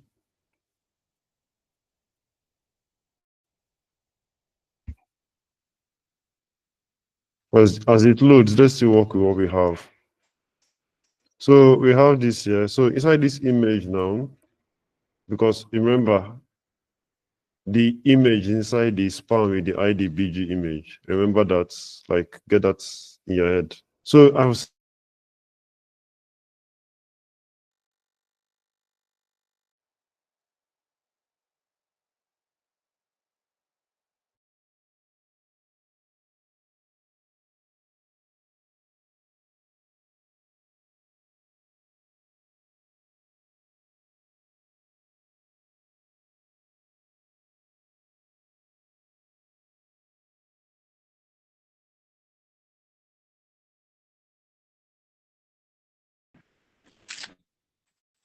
If the network continue disturbing, maybe we'll leave it maybe next tomorrow or Wednesday.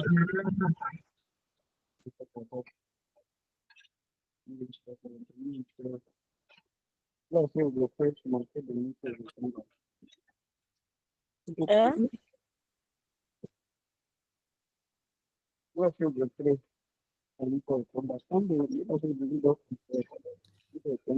Hello, guys. Hello, guys. Yes. We are way past the time we're supposed to stay for this, even though we had like a whole lot of fluctuations, and I'm really sorry about that. So we basically just continue tomorrow from where we stopped. Continue next class from where we stopped, right? So we continue from next class.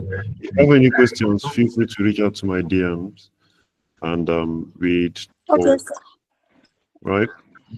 So Okay. good night, guys. And I'm really sorry about the network stuff No that has problem. happened. But sir, please, before you go, even if it's possible for you to schedule another Another day, lecture right? for us outside the particular day, so that we'll be able to meet up. Outside that, I don't know when Thursday, Friday, when Right. So this is now Wednesday, going to be Friday a we'll have. I don't know how like possible it will be for you.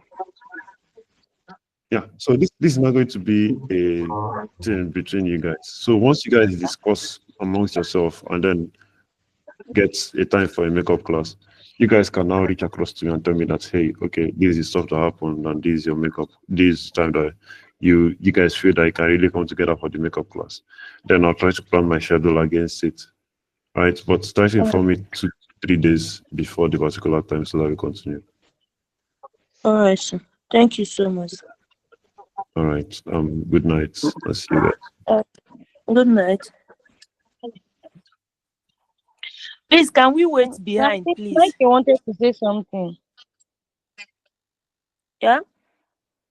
Mike wanted to say something, so I don't know.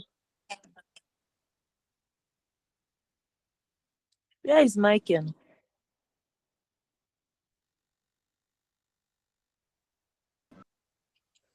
Okay, since Michael is not saying anything, what do we have in mind? Like, when do we think that we can have extra makeup class so that we can be able to inform that?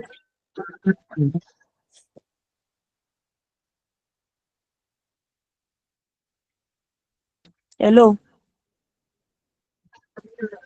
I think the thing, if I'm to suggest, though, I think maybe by 5 o'clock would be better. Which day? Which day? Like tomorrow Which now. day? Okay. Is everybody? People should No, talk I think now. he said. Please, I think He but he was said saying he something like 3 informed days me before the time. for 3 days before the yes. So it will be The days nothing will less than Wednesday, Thursday, up, down. okay then. Can we have it? Let's say we have classes on Friday, then we have classes on Wednesday, right? No, Tuesday. Okay, Tuesday, we no. have Tuesday, Friday, and Sunday, right? How about Saturday? Eh? How about Saturday? And that's what I want to say. Can we inform him maybe from tomorrow? Can we inform him that we'll agreed to have the makeup class on Saturday, so that at least anybody that will have, I know that Saturday might be a kind of hectic for me, but from night I should be able to be through with what I'm doing. Thursday will be good. But after this, we will join. Yeah. yes, I think we Thursday can will work be with good. that. Thursday will be good. Just I think Saturday night will be best.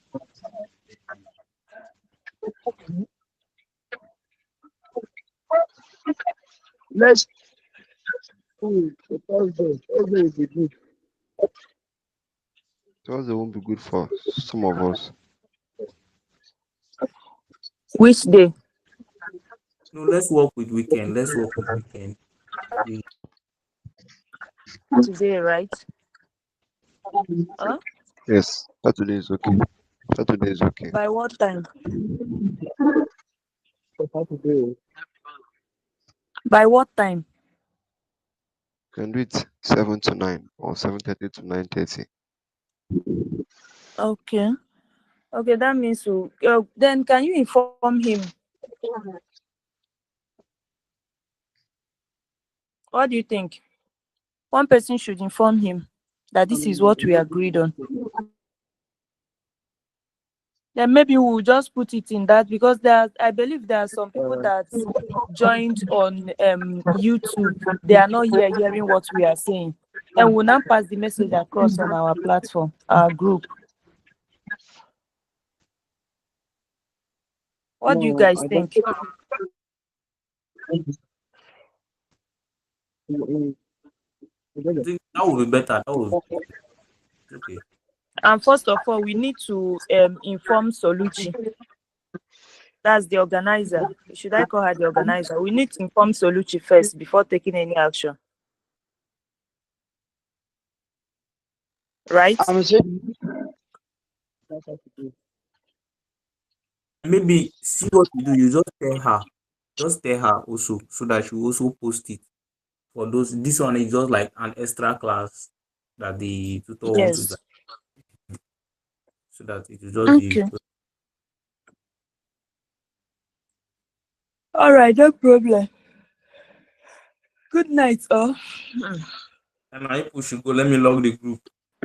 Good night. Night, well. Good night. Bye bye. Bye for now. Okay.